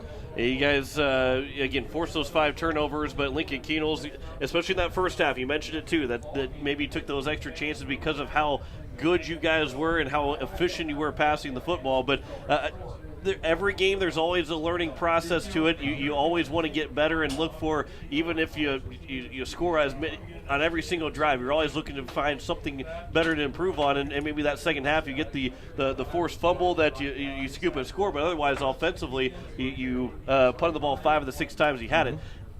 And offensively, you're okay to have it right now because it's a learning. You can learn from it, but it's something that you don't want to have happen going forward. Yeah, it's real easy to learn lessons and wins. Exactly. It's really a good thing to do that. So, we're happy that we were able to get through it today and not have it affect the outcome of the game. But ultimately, we've just got to find ways. We can't afford to not move the ball. That second half, we obviously had the lead. We didn't necessarily need to go down and score, but we needed to take some time off the clock because ultimately that's what turns into the enemy when you play a team like Mitchell that's got a good running attack, that if they start to run out of time, they kind of have to change their game plan. So, we weren't able to do that. We're just thankful our defense was able to bail us out there in the second half. Kind of a switch from week 1 to week 2. Very few penalties on either team in week 1, and tonight we were saying that the officials were going to have to put an extra dose of laundry soap in on when they clean the flags because they were on the ground so many times they're going to be stained really bad.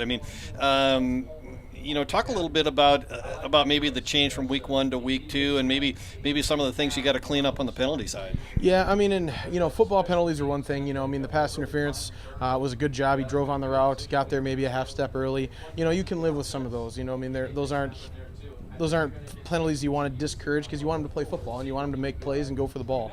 But we had a lot of mental penalties today. The false starts.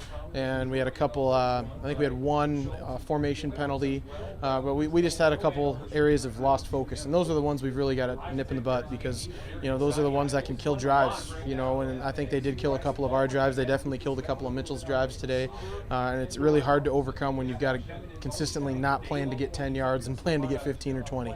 Is it a little bit more frustrating that it happened in week 2 than in week 1, or is it kind of frustrating no matter what week it is. It's going to be a little bit frustrating because you didn't see it. I mean, there was hardly any penalties thrown last week, and now you have it in week 2. Does it make it a little bit more frustrating, or is there much difference to it?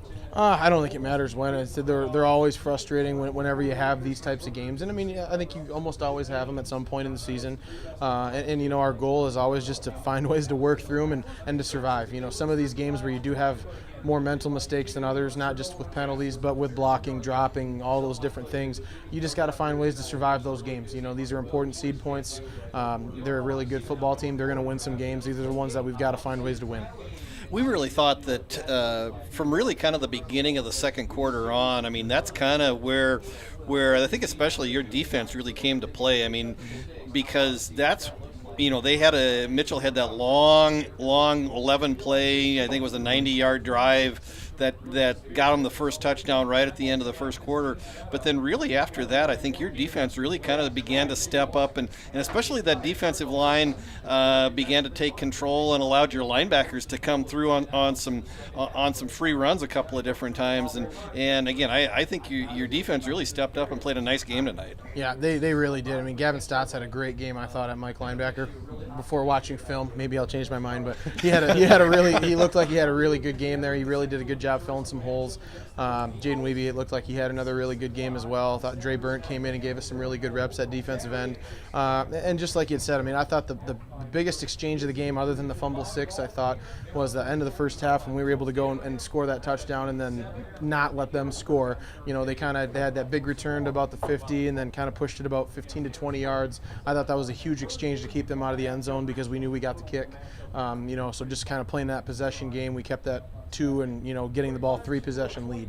So now you switch your focus to Sturgis, which you get an extra day to prepare for them. Now you play on Saturday night instead of Friday night, as Drake had the score here, and they lost 52-0 to T Area tonight. So obviously you go back and watch the film from there and maybe be able to exploit some stuff that T Area did. But as you get ready for that game, what do you expect from the Sturgis Scoopers? Well, you know, I think they're going to be very, again, kind of flipping the script a little bit. They like to throw the ball quite a bit. So, I mean, I'm sure we'll have to kind of flip our mentality in preparation and you know, as opposed to looking for our run reads and our keys and who to follow and who to fill on and all that stuff, we're going to have to really focus on our back end, I think, next week. And then, you know, defensively, you know, they kind of do a little hodgepodge of different things, you know, but I said they do some unique different coverages that we'll have to pick up. And, you know, like I said, we'll have to dig into the film and kind of figure out what we can expose. And I mentioned it this morning on KCCR when talking with DT that the Pierre Governors, this being the 5th year, and obviously you got to get to that state championship, but in the run that you guys have had, you're 2-3 in week 1 games, but you're now 5-0 in week 2 games. You always find a way to get back, even after those 3 losses, find a way to get back and win. And I know that you don't want to lose a game ever, but losing in week 1 and coming back in week 2 shows a sign of a good team. No matter who the opponent is, shows a sign of a good team. Yeah, and you know, that's kind of one of those things where, you know, anything can happen once. You got to make sure you don't let it happen twice. And you've just got to find a way to right the ship as quick as you can and get back on the train again and keep pushing. So, you know, our guys did a really good job this week of exactly that. You know, I think you definitely saw our defense came out hungry, ready to prove something, and they had a great game. And our offense started fast, and we've just kind of got to find out, you know, how do we continue that momentum in the second half? You know, I said we can't afford that week in and week out to have a good first half and then lose that momentum as the game goes on. Real quick, any injuries? Didn't look like you hit anything tonight that's probably going to be a concern for you, at least from up here going forward. Yeah, I don't think so. Normal bumps and bruises and stuff. You know, I think the extra day will help out. We'll take it a little easier on Monday, obviously, and just kind of push our week back a day, which would be nice with the holiday there. But hopefully that stays the same. Coach, I appreciate the time. Congratulations on the win here this evening, and we will talk to you on Wednesday at Coach's Corner live from the Long Branch. Sounds good. Thanks, guys. Yep. Head coach Steve Steele, the victorious Pierre Governors, as they win it at 35-20 here this evening, as they were able to score in that second half. 1 offensive touchdown, then a fumble recovery from Austin Foley that finished out the scoring. That they won at 35-20 over the Mitchell Colonels, now at 1-1, as the Mitchell Colonels also fall to 1-1, winning 28-7 last week and now losing here to Pierre. John Wickler alongside Greg Dean as we wrap things up here from Hollister Field. Again, next Saturday we'll be on the air at 7 o'clock. Kickoff's at 7 o'clock. We'll be on the air at 6:30. Not a Friday night game. We'll have Pierre Governor volleyball, so you can still tune in on Friday night by 7 o'clock, and you'll still catch some Pierre Governor athletics. However, it'll be football on Saturday night instead of Friday night, and we'll have it here on KCCR and on YouTube at KCCR Sports. But, Greg, final thoughts before we wrap up here this evening? Well, I think this is maybe just a little bit of a statement game, and like you said early on, John, these are a couple of teams that kind of have a history and going back throughout the last several years, and so I think there was the emotions were maybe running a little high tonight on both sides, especially at the beginning of the game. But I think the Governors really came out and kind of established a presence tonight, and especially from the second quarter on, and kind of said to the rest of South Dakota, hey, if there's any talk about maybe Pierre, maybe taking a little bit of a dip this year, let's have that conversation because I think they came out tonight and certainly did a lot of good things. It's a little different Pierre team from past years. I mean, not quite the running attack like maybe they've had in the last couple of years, especially with McGuire-Raskey lost due to graduation, but a little different offensive twist. And again, I think that defense is something certainly to keep an eye on because they did a nice job against this very physical Mitchell team. Like Coach Steele said, they're a very good team. They're going to go out and win some games throughout the year. And the Governors did a nice job of shutting this offense down of the Colonels, especially from the second quarter on. And the Governors win it to 35-20 over Mitchell, are now 1-1 on the season, as that will wrap things up for us here from Hollister Field. Week 2 of the season. We'll be back here next Saturday night. 6:30 we'll start coverage. 7 o'clock kickoff between Pierre and the Sturgis Scoopers, as we'll have that one for you here on KCCR and on YouTube at KCCR Sports. I'd like to say thanks to Jen Hanna back at the station. Appreciate the work that she did here this evening for us, as we will be back on the air on Thursday for more Pierre Governor athletics, as we'll have Pierre Governor soccer taking on the Harrisburg Tigers. That will start at 3:40 with coverage, and 4 o'clock with kickoff of that doubleheader. We'll have Coach's Corner live from the Long Branch at 5:30 to 6:30 here on KCCR as well, and looking forward to Pierre Governor volleyball tomorrow night at home against Aberdeen Central here on a KCCR and on YouTube at KCCR Sports. We'll start coverage at 6:40 for that contest. So final score once again, as the Pierre Governors, they beat the Mitchell Colonels 35-20. John Wickler saying so long alongside Greg Dean, as the Governors are now 1-1. They beat the Mitchell Colonels 35-20. You've been listening to Pierre Governor Athletics on KCCR and on YouTube at KCCR Sports. Pierre Governor Athletics is brought to you by Avera St. Mary's. Xander